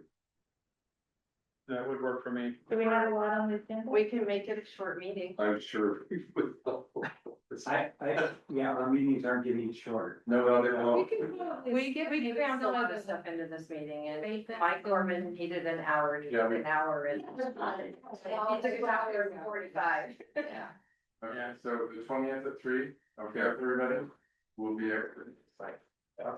And we will kind of skip some of like the maintenance. Yeah. Updates. Go. You can just have us in your packet. The problem with that is, weren't we gonna try to come up with questions? Oh, we can just. Why don't bring you our come up with them and bring them to the meeting? Yeah, we'll just bring Yeah, them. that might be a better option. Each of us come up with 5 questions and then, we agree on whatever's gonna be. Five questions. It's really easy now, just AI it, I don't just even, Google it. we all do 5 questions, instead of 1 question per candidate. No, I meant and then 6. Okay. Yeah, there, yeah. No, yeah, I don't need. But I think it's gonna be similar questions, we'll group similar ideas together. Uh-huh. Okay, the 20th at 3 then. Yeah, thank you very much. Yeah. Did we do, sorry, on that note, did we do panels last time? No, just you guys? Okay, I couldn't remember. No. Okay. We've done panels. I don't remember panels. I couldn't remember. That was for staff. Exactly. Okay, so for my clarification, the vacancy notice, it says until the next election. I know Danny's term is not up until 29, so he does, whoever is appointed does not take over this it's only until the next election. Correct. Yes, so the next. So next to the next election. Not the, Commission. No, it'll be 2 years, it'll Right. finish out the year or. it'd be 27. Yeah. 27 is the next election. Okay, Probably. You can check that with the clerk. The clerk. And okay. I think she needs notified anyway. Oh. Written Yeah, can notice. you notify? Yes. We have a resignation, please. Yep. Kind of work. I think he's already talked to her. Okay, and then, okay, and then, I'm sorry, I just wanted that clear. clarify the next election date for that position. Okay. All right, so we're good there. I think you might have motions. Okay. Yes. Okay, 3 of them. 3 of them. I got one. We approved the special Go ahead. special crops. Is that the name? of the- Specialty crop agreement. Specialty crop agreement, and we approved the specialty crop agreement. It's presented. And Authorize Lisa to negotiate and execute. Uh, Authorize Lisa to negotiate Thank you. and execute. Awesome. All right, we have a motion to authorize Lisa to negotiate and execute the specialty crop agreement. All those in favor, please say aye. Aye. Aye. Opposed? Unanimous. Okay, next. Facilities lease? yes, we would, I would make a motion to, allow Lisa to negotiate and finalize the facility agreements For Farm 6. for Farm 6. That sound right? All right, we have a motion and a second. I'm not gonna repeat that. All those in favor, please say aye. Aye. Aye. And lastly, mustard, 61.6 acres. 61 there we go, acres. Authorize Lisa to 1.6. to sign To sign. it, yeah. The sale. I mean, So we they're had, basically we'd approved doing at it. 140 more or less previously. We have a motion to, I guess, amend, what would it be, to amend our previous motion of sale acreage to 61.6 for the sale in East Beach. We have a motion, do we have a second? I'll second it. Okay. All those in favor? Do we Aye. have Lisa's, no, I think, I guess Do we you want want to discuss the fee? By PNG? Yes. Would you like to make a contribution to IPNG? Wait, Well, finish that. we just got action. Aye. Sorry. We have, can I call for a vote? You did call. Okay, is there any opposed? I don't think any of us. We didn't say yes yet. We didn't say it. All those in favor of the motion? Yes. Aye. Aye. Opposed? Okay, all right, next. That's why we don't have my. Do you want to make a donation? Would you like to make a donation to IPNG for a study? Do we have the funding set aside for that type of event? I think so. We do certainly. I would support moving forward in that process. Was it, how much, 10,000, is that the? What does staff recommend? I think 10,000, and I'll try and get UEC to join in as well. So I would amend my motion to make a contribution in 10,000. Okay, Second. all right. All those in favor of the motion as stated, please say aye. Aye. Aye. Aye. Thanks, fine. It may have been a while, but we have donated similar amounts in the past for other But I went to things with them. the convention last year. That was, I learned a lot more about salmon than I did. Crazy. It is crazy. Yes, it really, well, they're taking the, taking the dams out. Their next conference is the summer conference in Newport, I think in June. And our workforce development is going to go and make a presentation on what we're doing here for tomorrow. Nothing else come before us, but we adjourn, right?